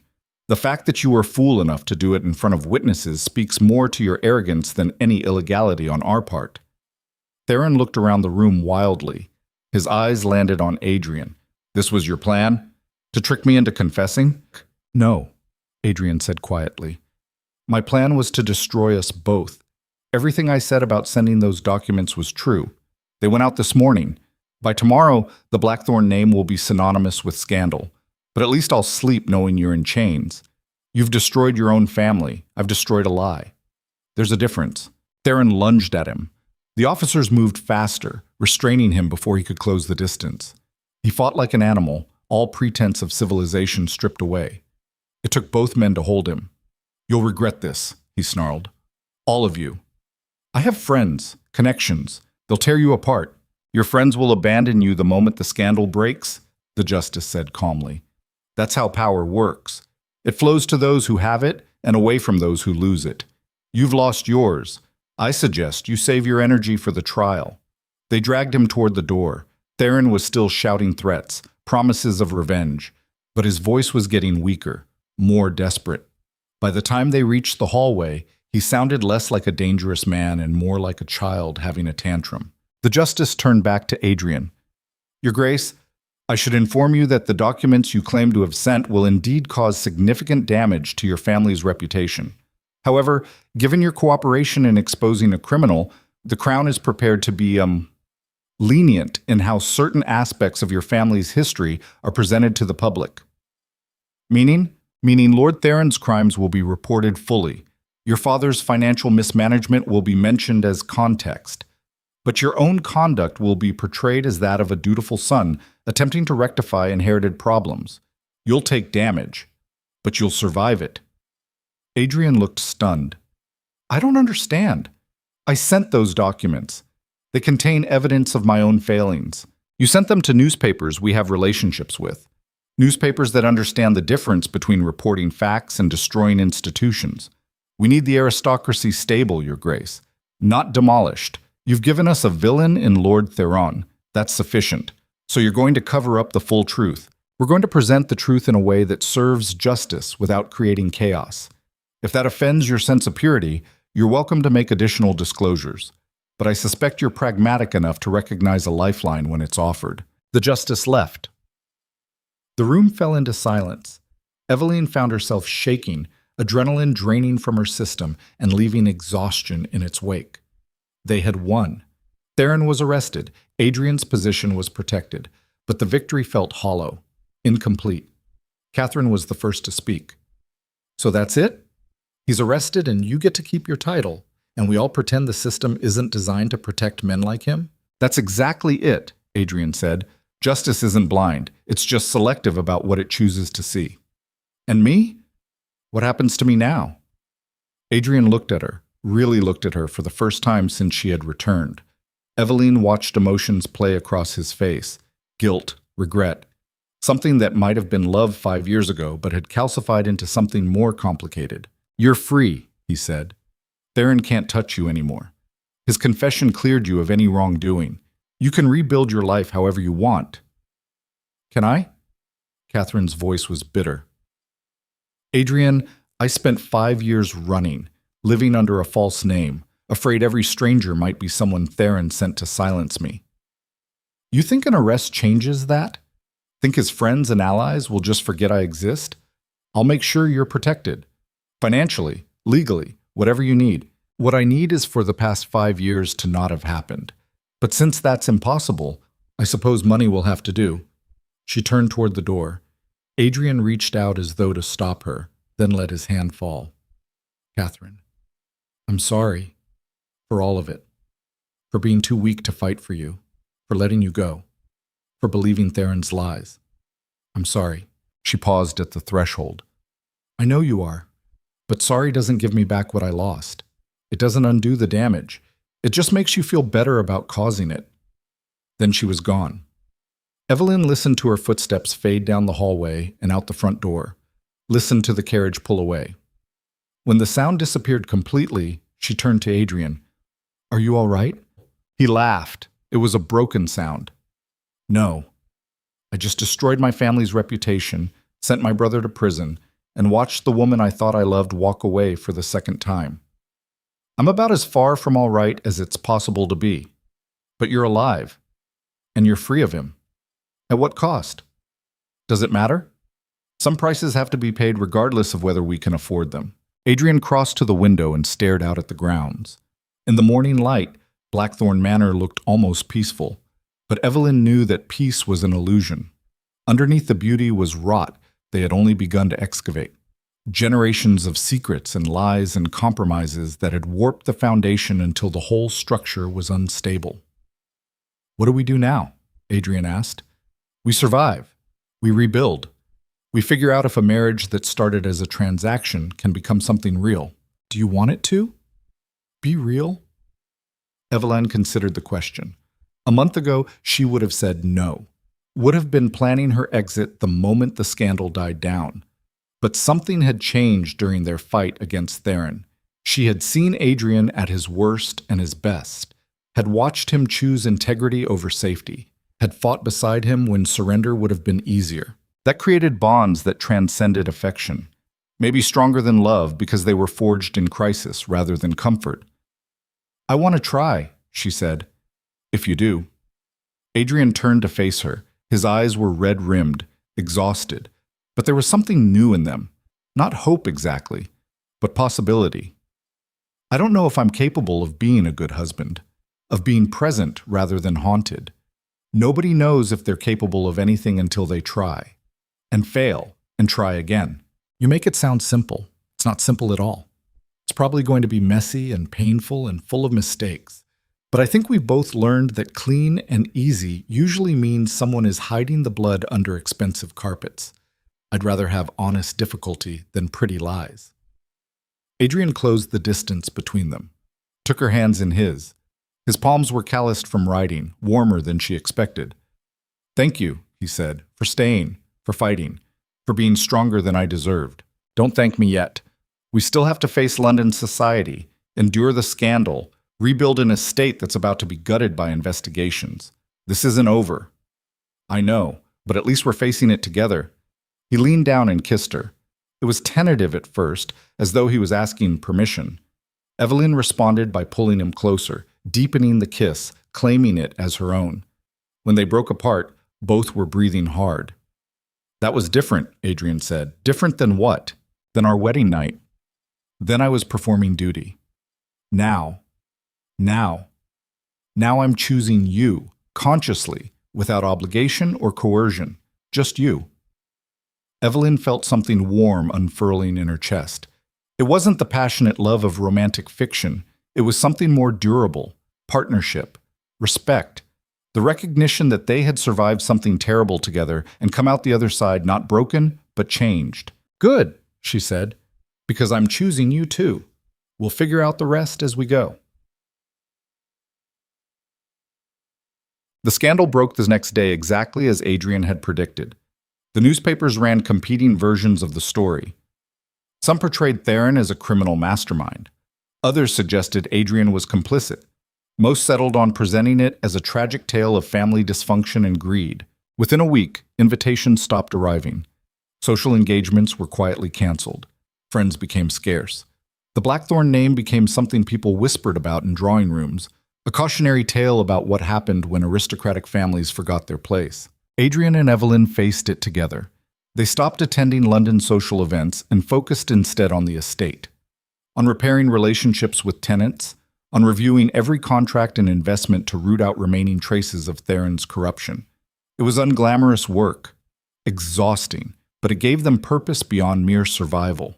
Mrs. Thorne proved surprisingly loyal. She had known about some of Theron's activities, had kept silent out of fear, but now threw herself into helping restore order. Lucy and the other servants followed her lead. Slowly, painfully, Blackthorn began to transform from a mausoleum of secrets into something resembling an actual home. One evening, 2 months after Theron's arrest, Evelyn found Adrian in the West Wing, in Catherine's old room. He was standing by the window holding the portrait of her that had once sat on the bedside table. "I'm having the room cleared out," he said without turning around. "All of it, the furniture, the clothes, everything. It's time." "Are you sure?" "No, but I think that's the point. If I wait until I'm sure, I'll be waiting forever. Some decisions have to be made before you're ready for them." "What will you do with her things?" "Send them to Catherine, along with a letter apologizing again. Not because I expect forgiveness, just because it needs to be said. After that, I stop living in the past. I focus on the present, on you, on building something that isn't poisoned by ghosts." Evelyn moved to stand beside him, looked out at the grounds turning gold in the autumn sunset. What if the ghosts don't leave? What if we're always haunted by what happened? Then we learn to live with them, make peace with the fact that our history will always be part of us. But history doesn't have to be destiny. We can choose what we build next. Adrian set down the portrait and turned to her. In the fading light, his face looked younger than she had ever seen it, vulnerable, but no longer broken. "I love you," he said. "I don't know when it happened. Maybe during the fight against Theron, maybe earlier, but it's true. And I needed you to know." Eveline felt tears pricking her eyes. She had not expected this, had not dared hope for it. Love had seemed like a luxury they couldn't afford in a marriage built on desperation and duty. But maybe that was exactly when love mattered most. Not in the fairy tale beginning, but in the brutal middle when everything was falling apart, and you had to decide whether to rebuild together or walk away. "I love you too," she said, "and I'm terrified by how much." "Good. Fear means it matters. Means we're not just going through motions anymore." He kissed her then, there in the room that had housed so much pain and longing, and Eveline felt the weight of it shifting, not disappearing. The scars would always be there, but scars were proof of survival. Evidence that wounds could heal even when the healing was imperfect and incomplete. When they broke apart, Adrian rested his forehead against hers. "Whatever comes next, we face it together. No more secrets, no more running, just us figuring it out one crisis at a time. That's the least romantic promise anyone has ever made. It's also the most honest. Then I accept. Let's be honest and messy and real together." They left the room hand in hand and closed the door behind them. Tomorrow, they would have the space cleared, would erase the physical remnants of a past that had nearly destroyed them both. But tonight they walked through Blackthorn Manor as partners rather than strangers, as people who had earned their bond through fire and betrayal and the choice to keep fighting when surrender would have been easier. Outside, storm clouds gathered on the horizon. Thunder rumbled in the distance, the kind of weather that promised violence before it brought relief. Eveline watched it approach through the windows and felt no fear. They had survived worse than weather. Whatever came next, they would survive that too. But survival, as they were about to discover, was not the same as victory. Because in London, in a cell at Newgate Prison, Theron Blackthorn sat alone with his rage and his brilliance and his absolute refusal to accept defeat. He had been outmaneuvered once, had allowed his arrogance to blind him to the trap being laid. He would not make that mistake again. The trial was scheduled for 3 weeks away. 3 weeks to plan, to call in every remaining favor, to weaponize his connections one final time. They thought they had won by exposing him. They had no idea how much damage a cornered predator could still inflict. Theron pulled out a piece of paper and began writing, letters to old friends, reminders of secrets they had trusted him to keep, suggestions about what might become public if they didn't provide assistance. He had spent years collecting leverage. Now it was time to spend it. By the time the guards came to collect his dinner tray, he had filled 10 pages with carefully crafted threats and promises. The opening moves of a campaign that would either restore him to power or burn everything to the ground in the attempt. And as he sealed the letters with wax, Theron smiled for the first time since his arrest. Because win or lose, he would make sure Adrian and Eveline understood one fundamental truth. Monsters didn't die when you locked them up. They simply learned patience and waited for the moment when the door inevitably opened again. The letters reached their destinations within 3 days. Adrian first learned about them when his solicitor arrived at Blackthorn unannounced, pale and sweating despite the autumn chill. The man refused tea, refused to sit, just stood in the entrance hall clutching his leather case like it contained plague documents. "Your Grace, we need to speak privately. Immediately." They went to the study. Eveline followed without being asked. She had earned the right to be present for whatever fresh disaster was about to unfold. The solicitor looked at her, then at Adrian, then seemed to understand that arguing would waste time they didn't have. "Lord Theron has been corresponding from prison, extensively, with magistrates, journalists, business partners. He's calling in favors, threatening to expose secrets. I've received word that at least 4 men of considerable influence are now working to have the charges dismissed or reduced to minor offenses. That's impossible. The evidence is overwhelming. Evidence can be reinterpreted. Witnesses can change their testimony. The High Court Justice who arrested Lord Theron has been removed from the case after allegations of bias. The new judge is someone your brother once helped secure a favorable ruling in a property dispute." Adrian's face went gray. "He's going to walk free, unless we can find additional evidence, something so damning that even his connections can't bury it. There's no additional evidence. We gave you everything we had. The solicitor set his case on the desk and opened it. Inside were documents. Letters in Theron's handwriting addressed to various members of parliament, businessmen, even members of the royal household. Each one carefully worded to remind the recipient of past favors and suggest that continued cooperation would be appreciated. He's not just defending himself, he's threatening to expose the entire network of corruption he's been part of for years. If these letters become public, dozens of powerful men will be implicated. They'll do anything to prevent that, including ensuring your brother's freedom. So we're back where we started, Evelyn said. Except now Theron knows we're willing to fight, which makes us more dangerous to him than ever. Precisely. The solicitor's voice dropped. Your Grace, I've been instructed to advise you that several of Lord Theron's associates have suggested it would be in everyone's best interest if you were to have an accident before the trial concludes. I'm telling you this not as your legal counsel, but as someone who has known your family for 20 years. You're in danger, both of you. What are you suggesting we do? Leave England. Tonight, if possible. Go to the continent. Stay there until this resolves itself one way or another. And if it never resolves?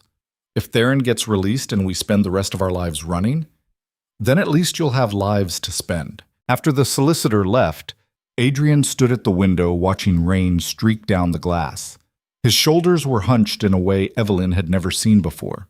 This was different from the guilt and grief he had carried over Catherine. This was the posture of a man who had tried to do the right thing and watched it backfire so catastrophically that he couldn't see a path forward anymore. Evelyn wanted to comfort him, to say something reassuring about how they would find a way through this, but she was tired of pretty lies, tired of pretending their situation was anything other than what it was, desperate, possibly terminal. We're not running, she said. Adrian didn't turn around. Why not? What's left here worth dying for? Our dignity. Our right to exist without being controlled by monsters. The possibility that doing the right thing might actually matter. Those are abstractions. Noble sentiments. They won't stop a knife in the dark or poison in our wine. No, they won't. But running won't either. Theron's reach extends across Europe. We'd be looking over our shoulders forever. At least here we know the terrain. Adrian turned to face her. His eyes were red-rimmed, exhausted beyond what sleep could fix. Sometimes I think you're braver than I'll ever be. Or maybe just more stubborn. I can't tell which. Does it matter? Either way, we're not leaving. We fight this.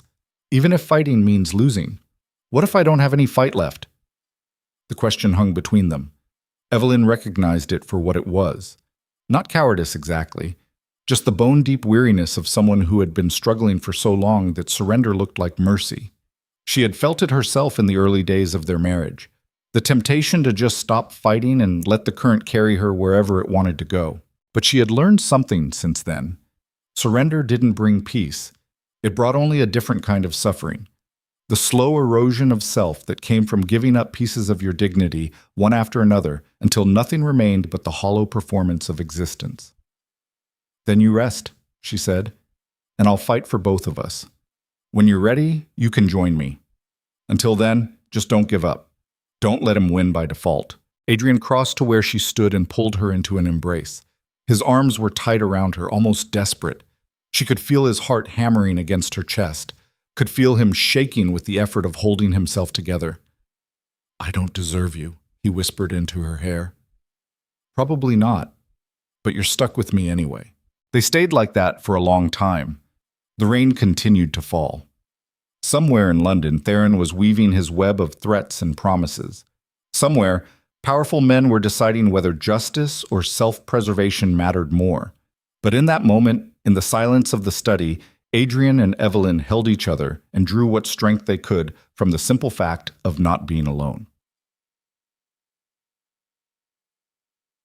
The trial began on a morning when fog lay thick over London like a burial shroud. Adrian and Evelyn arrived at the courthouse to find a crowd already gathered. Some were there out of genuine interest in justice. Most were simply drawn by the spectacle. The scandal of aristocratic corruption was the kind of entertainment the masses craved. Theron was brought in under guard. He wore expensive clothes that somehow made him look more dangerous rather than civilized. His eyes found Adrian's across the courtroom, and the smile that crossed his face was the kind that preceded violence.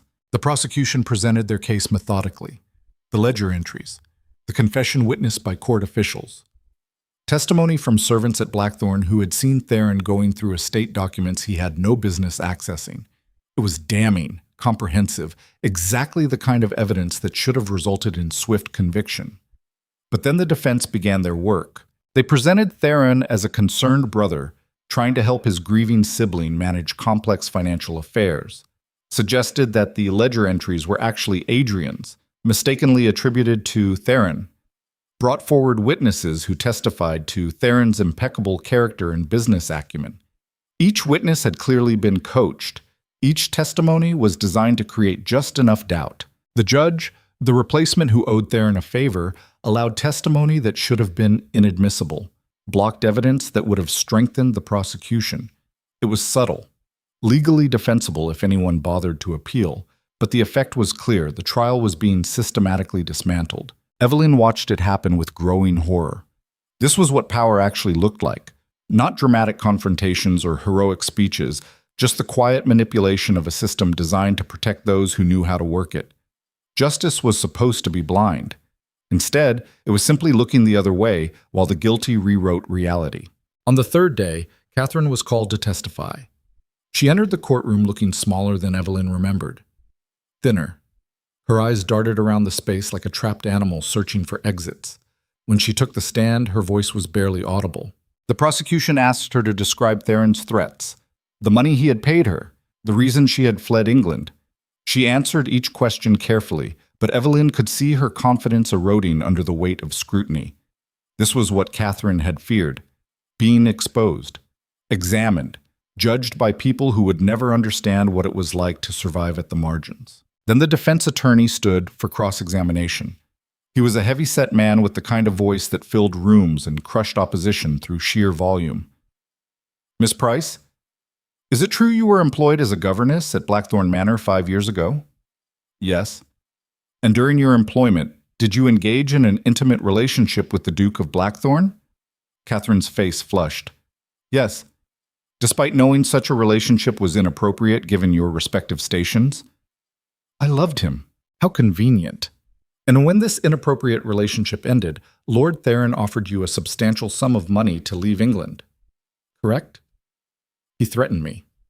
Said he would destroy my reputation if I didn't go. Or perhaps he was simply trying to resolve an uncomfortable situation, offering you compensation for the inconvenience of having to relocate. You took the money willingly, did you not?" "I took it because I had no other choice." "You had the choice to refuse, to stay and face the consequences of your actions. Instead, you took £10,000 and disappeared. That sounds less like coercion and more like opportunism." Catherine's voice rose. "He told me Adrian wanted me gone, that the family would never accept me, that staying would destroy everything Adrian had worked for. And you believed him. How unfortunate. It seems you were easily manipulated. Tell me, Miss Price, how can we trust your testimony now when you've already proven yourself susceptible to influence?" The objection from the prosecution came too late. The damage was done. Catherine looked shattered. The defense attorney had systematically destroyed her credibility in less than 10 minutes, made her appear weak, opportunistic, unreliable, everything Theron had always claimed she was. When she stepped down from the witness stand, Catherine wouldn't look at Adrian, just walked past him with her head down and disappeared into the crowd outside the courtroom. Evelyn wanted to follow her, to say something that would undo the humiliation. But there were no words for what had just happened. Catherine had been eviscerated publicly, had her trauma weaponized against her. And the worst part was that it was working. Evelyn could see the jury's faces, see doubt creeping in. If Catherine was unreliable, if her testimony couldn't be trusted, then what evidence actually remained? A ledger that could have been forged, a confession obtained under questionable circumstances, servants who might be lying to protect their employer. The defense was building a narrative where Theron was the victim, where Adrian was an incompetent duke trying to shift blame for his own failures onto a convenient scapegoat. And the system was allowing it because powerful men had decided that protecting Theron served their interests better than punishing him. By the end of the week, Evelyn could see which way the verdict was heading. The prosecution's case was crumbling. The defense was triumphant. And Theron sat at his table looking increasingly confident that he would walk out of this courthouse a free man. The night before closing arguments, Adrian came to Evelyn's chambers. They had been sleeping separately since the trial began, both too exhausted and stressed for intimacy. But tonight, he just sat on the edge of her bed, looking lost. "He's going to win," Adrian said. "We gave them everything, exposed him completely, and he's still going to win." Evelyn sat beside him, took his hand. It was cold. "I know. I don't understand. How is this possible? How can the system be so broken that a criminal can manipulate it so completely? Because the system was never designed for justice. It was designed for order, for maintaining existing power structures. Men like Theron understand that. They know how to work within those structures. We were naive to think exposing the truth would be enough. So what was the point? All this fighting, all this sacrifice. For nothing?" Evelyn was quiet for a long time. She had been asking herself the same question. They had destroyed their social standing, made enemies of powerful people, put themselves in danger. And for what? Theron would go free, would probably come after them with renewed venom. They had accomplished nothing except ensuring their own destruction. But even as she thought it, she knew it wasn't quite true. Something had changed, not in the world. The world was exactly as corrupt and unjust as it had always been. But something in them had shifted. They had stopped being passive recipients of fate and become active participants in their own stories. That had to mean something, had to count for something. "The point," she said slowly, "is that we tried. We saw something wrong and we fought it even though we knew we might lose. That matters. Maybe not to the system, maybe not to history, but it matters to us, to who we are, to who we can still become." Adrian's laugh was bitter, philosophical consolation. How comforting. "I'm not trying to comfort you. I'm trying to remind you that the alternative to fighting was surrender, was living the rest of our lives under Theron's control. At least this way, even if we lose on our feet. Small distinction when you're still losing. Maybe. Or maybe dignity is the only thing they can't take from us unless we give it away." Adrian leaned against her, let his head rest on her shoulder. They sat like that in the darkness, drawing what small comfort they could from each other's presence. Tomorrow the trial would conclude. Tomorrow they would learn whether justice existed at all or was just a pretty word people used to justify their prejudices. But tonight, they were together. That would have to be enough. The verdict came down 3 days later. Not guilty on all charges. The courtroom erupted, half in outrage, half in satisfaction. Theron stood and accepted congratulations from his legal team with the grace of someone who had never doubted the outcome. He turned to look at Adrian and Evelyn. His smile was pure malice, the smile of a predator that had just confirmed its dominance. Outside the courthouse, reporters swarmed. Theron gave a brief statement about being vindicated, about the importance of due process, about his relief that the truth had finally prevailed. Every word was perfectly calculated, every gesture designed for maximum sympathy.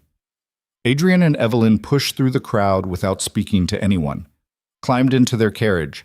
The door closed, and they were finally alone, finally able to drop the masks they had been wearing. Adrian's hands were shaking, not with fear, with rage so pure it had nowhere to go. He slammed his fist against the carriage wall hard enough to split his knuckles. Blood welled up. He didn't seem to notice. He won. That monster won, and now he's free to come after us whenever he wants, to finish what he started. We're dead. We just don't know when yet. Evelyn took his injured hand and wrapped it in her handkerchief. The white fabric turned red immediately. She applied pressure, holding the wound closed, and Adrian finally stopped moving, just stared at their joined hands. "What do we do now?" he asked quietly. "Where do we even go from here?" Before Evelyn could answer, the carriage door opened. Both of them tensed, expecting threat. Instead, Catherine climbed in. She looked like she hadn't slept in days. Her clothes were wrinkled, her hair uncombed, but her eyes were clear. "I'm sorry," she said without preamble. "I failed you, failed both of you. I should have been stronger on the stand, should have defended myself better." "You were ambushed," Evelyn said. "No one could have withstood that cross-examination. I could have tried harder, but I was so afraid, so worried about what people would think, about being humiliated. I let my fear make me weak, and now Theron is free." Adrian looked at her, really looked at her for the first time since the trial began. "Catherine, this isn't your fault. The system was rigged from the start. You did everything you could. It wasn't enough. It was human. That's all any of us can be. Catherine wiped her eyes. I spent 5 years running from him. Thought if I just stayed quiet, stayed hidden, I could build a new life. But you can't build anything real on a foundation of fear. I see that now. Too late to matter, but I see it. It's not too late, Evelyn said. Isn't it? Theron is free, more powerful than ever. What can we possibly do against that? The carriage rolled on through London streets. Outside, life continued. People went about their business, bought bread, sold newspapers, fell in love, fell out of love. The world didn't stop just because justice had failed 3 people who had believed in it. And maybe that was the lesson. The world didn't care about individual struggles, didn't pause to mourn small tragedies. You could fight with everything you had and still lose, could sacrifice everything and receive nothing in return. That was simply the nature of existence. Brutal, indifferent, occasionally beautiful in its refusal to offer false comfort. But within that indifference was also a kind of freedom. If the world didn't care, then you were free to define your own meaning, to decide what mattered regardless of outcome, to choose dignity over surrender even when surrender was easier. We survive, Adrian said finally. That's what we do. We go back to Blackthorn. We rebuild what we can. We watch for Theron's next move and we counter it. We don't give up just because we lost one battle. That's not a plan. That's just stubborn refusal to accept reality. Maybe. But I've spent my entire life accepting reality, accepting that I was weak, that I couldn't protect the people I loved, that men like Theron always won. I'm done accepting. Even if it kills me, I'm done. Catherine reached out and took his other hand. Then I'll stay. Help you fight. I ran once. I won't run again. So, Evelyn looked at them both. At Adrian with his bleeding knuckles and exhausted eyes. At Catherine with her hard-won courage and lingering fear. At the space between them where 5 years of pain and regret and complicated love still lived. They were broken people, all 3 of them, damaged by circumstances and their own failures and the casual cruelty of a system that valued power over justice. But they were still here, still breathing, still capable of choosing what came next. That had to count for something. Theron made his move 2 weeks later. He arrived at Blackthorn Manor with a magistrate and a small army of legal officials. They had documents, court orders, evidence that Adrian had been embezzling from the estate and using Theron as a scapegoat. It was all fabricated, carefully constructed lies. But it was backed by enough legal authority that refusing to comply would mean immediate arrest. The estate was to be seized pending investigation. Adrian and Evelyn were to vacate immediately. They would be allowed to take personal belongings. Nothing more. The Blackthorn title would remain Adrian's, but it would be a title without land or income. A hollow shell. Theron supervised the seizure personally. Walked through the manor he had always coveted with satisfaction radiating from every pore. He found Adrian in the study packing books. You should have run when you had the chance, Theron said. Could have lived out your days in obscurity somewhere warm. Instead, you stayed and fought. And now you have nothing. I have my name, my wife, my dignity. Your name is synonymous with scandal. Your wife married you for financial security, which you can no longer provide. And dignity doesn't pay debts or put food on the table. You've lost everything, brother. Admit it. Adrian set down the book he was holding, turned to face Theron fully. And for the first time, Evelyn saw something different in Adrian's expression. Not the cold mask he usually wore. Not the grief or guilt. Something harder, clearer. The look of someone who had walked through fire and discovered they were still standing on the other side. You're right. I've lost the estate, lost my social position, lost any illusion that justice exists in this world. But I've gained something more valuable. I know exactly who you are, what you're capable of. And I know that sooner or later, you'll overreach.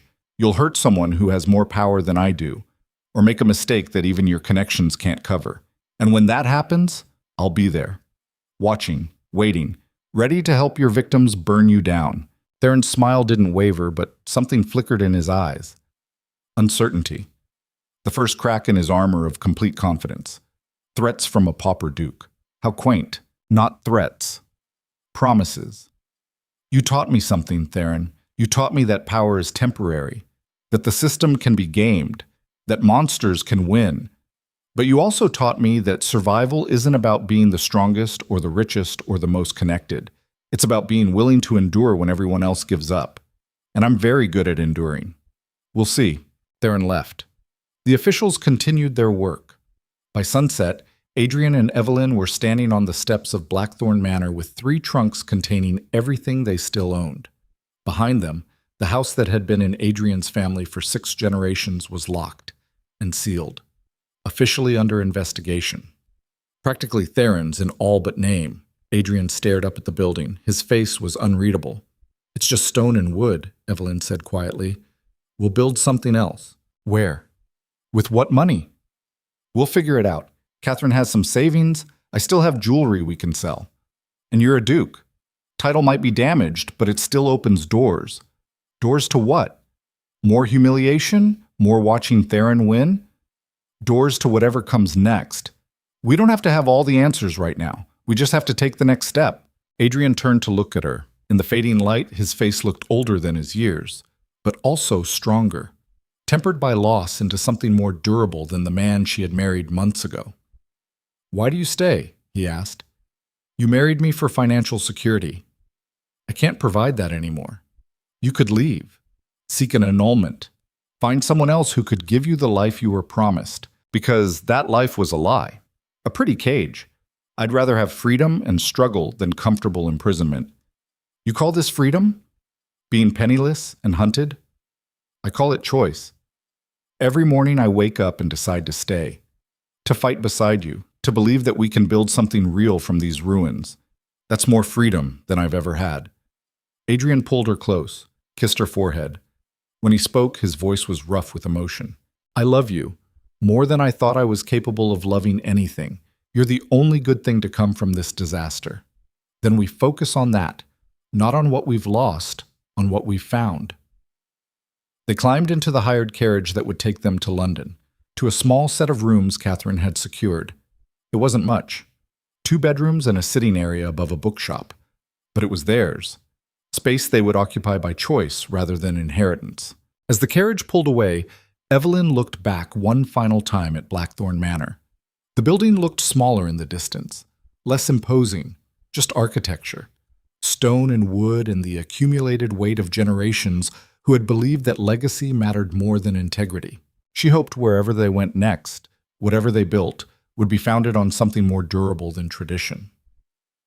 On the recognition that strength came from choosing to stand back up after being knocked down, from finding meaning in the fight itself rather than the outcome. The road ahead was uncertain, probably difficult, possibly dangerous, but it was theirs, and that was enough. Book. 6 months passed. Adrian found work as a consultant for businessmen who needed aristocratic connections to navigate London society. The pay was modest, but steady. Evelyn took on editing work, helping journalists polish their articles. Catherine managed their small household and slowly began rebuilding her own life. They lived simply, ate modest meals, wore the same clothes until they were threadbare, but they were together. And strange as it seemed, they were happy. Not the uncomplicated joy of people without problems, but the deeper satisfaction that came from choosing each other every day, despite having every reason not to. Word of Theron's continued corruption spread slowly. Other victims began coming forward. Men he had cheated in business deals. Women he had threatened into silence. The stories accumulated like snow, each one individually insignificant, but together forming something substantial. Adrian documented everything, built a file that grew thicker each month. He made no move to use it, just collected evidence with the patience of someone who understood that justice moved slowly when it moved at all. But eventually, inevitably, it moved. The scandal that finally brought Theron down came from an unexpected source. He had been embezzling from a royal investment fund, skimming profits through a series of shell companies. When the royal accountants discovered the discrepancy, they investigated, and found not just that theft, but the whole network of corruption Theron had built over decades. This time, there were no favors to call in, no connections powerful enough to override the monarchy's interest in recovering stolen funds. Theron was arrested again, tried again. And this time, the verdict was different. Guilty on 17 counts of fraud, embezzlement, and conspiracy. He was sentenced to 20 years in prison. His estate was seized, his title revoked. Everything he had built was dismantled in a matter of weeks. The system that had protected him turned against him the moment he became more liability than asset. Adrian and Eveline attended the sentencing, sat in the back of the courtroom and watched Theron's face as the judge read the verdict. He looked smaller somehow, diminished. The arrogance that had defined him was gone, replaced by the hollow-eyed stare of someone who finally understood they had lost. As he was led away in chains, his eyes found Adrian's one last time. There was no smile now, no mockery, just rage and disbelief that he had been beaten by someone he had always considered weak. Adrian felt nothing, not satisfaction, not revenge, just the quiet recognition that sometimes monsters fell, not because heroes defeated them, but because they finally overstepped the boundaries of what the system would tolerate. Outside the courthouse, Catherine was waiting. She had declined to attend the sentencing, said she didn't need to see Theron in chains to know she was finally free of him, but she wanted to be there when it was over. "It's done," Adrian said. Catherine nodded. "Then what?" "Then we rebuild." Properly this time. With the royal investigation complete and Theron convicted, Adrian's own name was cleared. The seizure of Blackthorn was reversed. The estate returned to his control. He could go back, resume his position, pretend the past year had been an unfortunate interruption rather than a fundamental transformation. Instead, he sold it. The decision shocked everyone who knew him. The estate had been in his family for generations. It was his legacy, his inheritance, his obligation. But Adrian had learned something in the months of poverty and struggle. That obligation without choice was just another word for prison. That legacy could be a chain as easily as an asset. He sold Blackthorn to a merchant family with new money and progressive ideas, used the proceeds to establish a foundation that provided legal assistance to people being exploited by powerful employers, hired Catherine to run it, gave her the stability and purpose she had been denied for so long. With what remained, he bought a smaller house on the outskirts of London. Nothing grand, just a comfortable home with room for the three of them and whatever future they chose to build. 1 year after Theron's conviction, Adrian and Eveline stood in the garden of their new home watching the sun set. It had been a day like any other, Adrian working on foundation business, Eveline editing articles, Catherine meeting with clients, the mundane rhythm of chosen purpose rather than inherited obligation. "Do you miss it?" Eveline asked. "The title, the estate, the life you could have had?"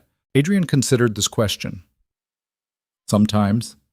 Mostly I miss the certainty, knowing my place in the world, having a defined role to play. And now?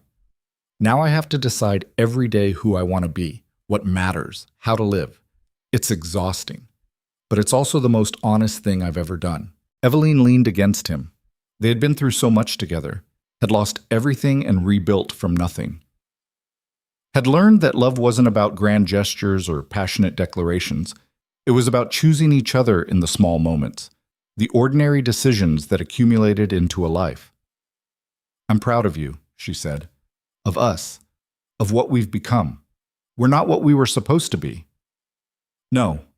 We're better, because we chose it instead of inheriting it." Adrian turned to face her fully. In the golden light of sunset, her face was the most beautiful thing he had ever seen. Not because she was perfect, but because she was real, solid, the kind of person who stood beside you when standing was difficult and still found reasons to hope. "I never thanked you properly," he said, "for staying, for fighting, for believing we could survive when I had given up. You don't need to thank me. We're partners. That's what partners do. Still, thank you for seeing something in me worth saving. I didn't save you. You saved yourself. I just refused to let you surrender." He kissed her then, soft and slow, not the desperate kisses of their early reconciliation, not the passionate embraces of people trying to forget their problems, just the gentle connection of two people who knew each other completely and chose each other anyway. When they broke apart, Catherine was standing in the doorway. She watched them with an expression that held equal parts sadness and contentment. She had found peace in her work, had rebuilt her life into something meaningful. But Evelyn knew she still carried the weight of roads not taken, of what might have been if circumstances had been different. "Come here," Evelyn said, extending her hand. Catherine hesitated, then walked over. Evelyn pulled her into their embrace. The three of them stood together in the fading light, bound not by blood or law, but by shared trauma and the decision to transform pain into purpose. They were broken people, would probably always carry scars from what they had endured, but scars were proof of survival, evidence that wounds could heal even when healing was incomplete. Above them, stars began appearing in the darkening sky, each point of light ancient and distant, beautiful precisely because it persisted despite the vast darkness surrounding it. That was what they had become. Small lights in an indifferent universe, not powerful enough to illuminate everything, but bright enough to find each other, to mark a path forward, to prove that choosing to shine mattered even when the darkness was overwhelming. Adrian looked at the two women who had transformed his life through their refusal to let him remain hollow. Evelyn, who had demanded he become real instead of performing nobility. Catherine, who had shown him that redemption required acknowledging failure rather than burying it. "This is enough," he said quietly. "This life, this love, this choice to build something honest instead of something grand, it's enough." "More than enough," Evelyn agreed. Catherine said nothing, just held them tighter. And in that moment, in the garden of a house too small for a duke but perfect for a man, Adrian Blackthorne finally understood what freedom actually meant. Not the absence of obligation, but the presence of choice, the ability to decide each day what mattered and who you wanted to be. He had been born into power, had inherited a legacy built on centuries of accumulated authority, and he had traded all of it for this. For authenticity, for love earned rather than assumed, for the chance to build something that would last not because tradition demanded it, but because it was worth preserving. The world would probably never understand, would see his choices as weakness or madness, would shake their heads at a duke who gave up everything to become merely human. But Adrian had learned something that made their judgment irrelevant, that the opinions of people who valued legacy over integrity were worthless. That true strength came not from dominating others, but from having the courage to choose your own path, even when that path led away from power. He was no longer the cold Duke Evelyn had married, no longer the guilt-ridden man haunted by what he had lost. He was simply Adrian, a man who had failed and learned, who had lost everything and discovered what actually mattered, who had been given a choice between comfortable lies and difficult truth, and chosen truth even when it cost him everything he thought he needed. That was the legacy he would build now, not in stone monuments or inherited titles, but in the small decisions he made every day. To be honest, to be present, to love fiercely and completely the people who had chosen to stand beside him. The sun disappeared below the horizon. Darkness settled over the garden. But inside their small house, lights began appearing in windows, warm and golden and entirely sufficient. They went inside together, made dinner, talked about tomorrow's plans and next week's appointments and all the mundane details of lives being lived rather than performed. And somewhere in London, in a cell that would hold him for decades, Theron Blackthorne sat alone with his rage and his shattered ambitions and the slow realization that he had spent his entire life accumulating power that meant nothing once it was stripped away. While in a small house on the edge of the city, three people who had lost everything that society valued had discovered something far more durable: purpose, partnership, the recognition that being human was more important than being powerful. And in the end, that was the only victory that mattered. Not defeating monsters, but refusing to become one. Not winning every battle, but choosing which battles defined you. Not inheriting a legacy, but building one worth leaving behind. The Duke's ghost had finally been laid to rest, not through forgetting, but through the harder work of remembering and choosing to become something different anyway. And in that choice, in that transformation, Adrian and Evelyn had found something neither of them had expected when they stood at the altar months ago and exchanged vows neither believed. They had found each other, and themselves, and the courage to build a life on a foundation of truth rather than tradition. It wasn't the story anyone would have written for them, but it was theirs, authentic, earned, real, and that made it beautiful.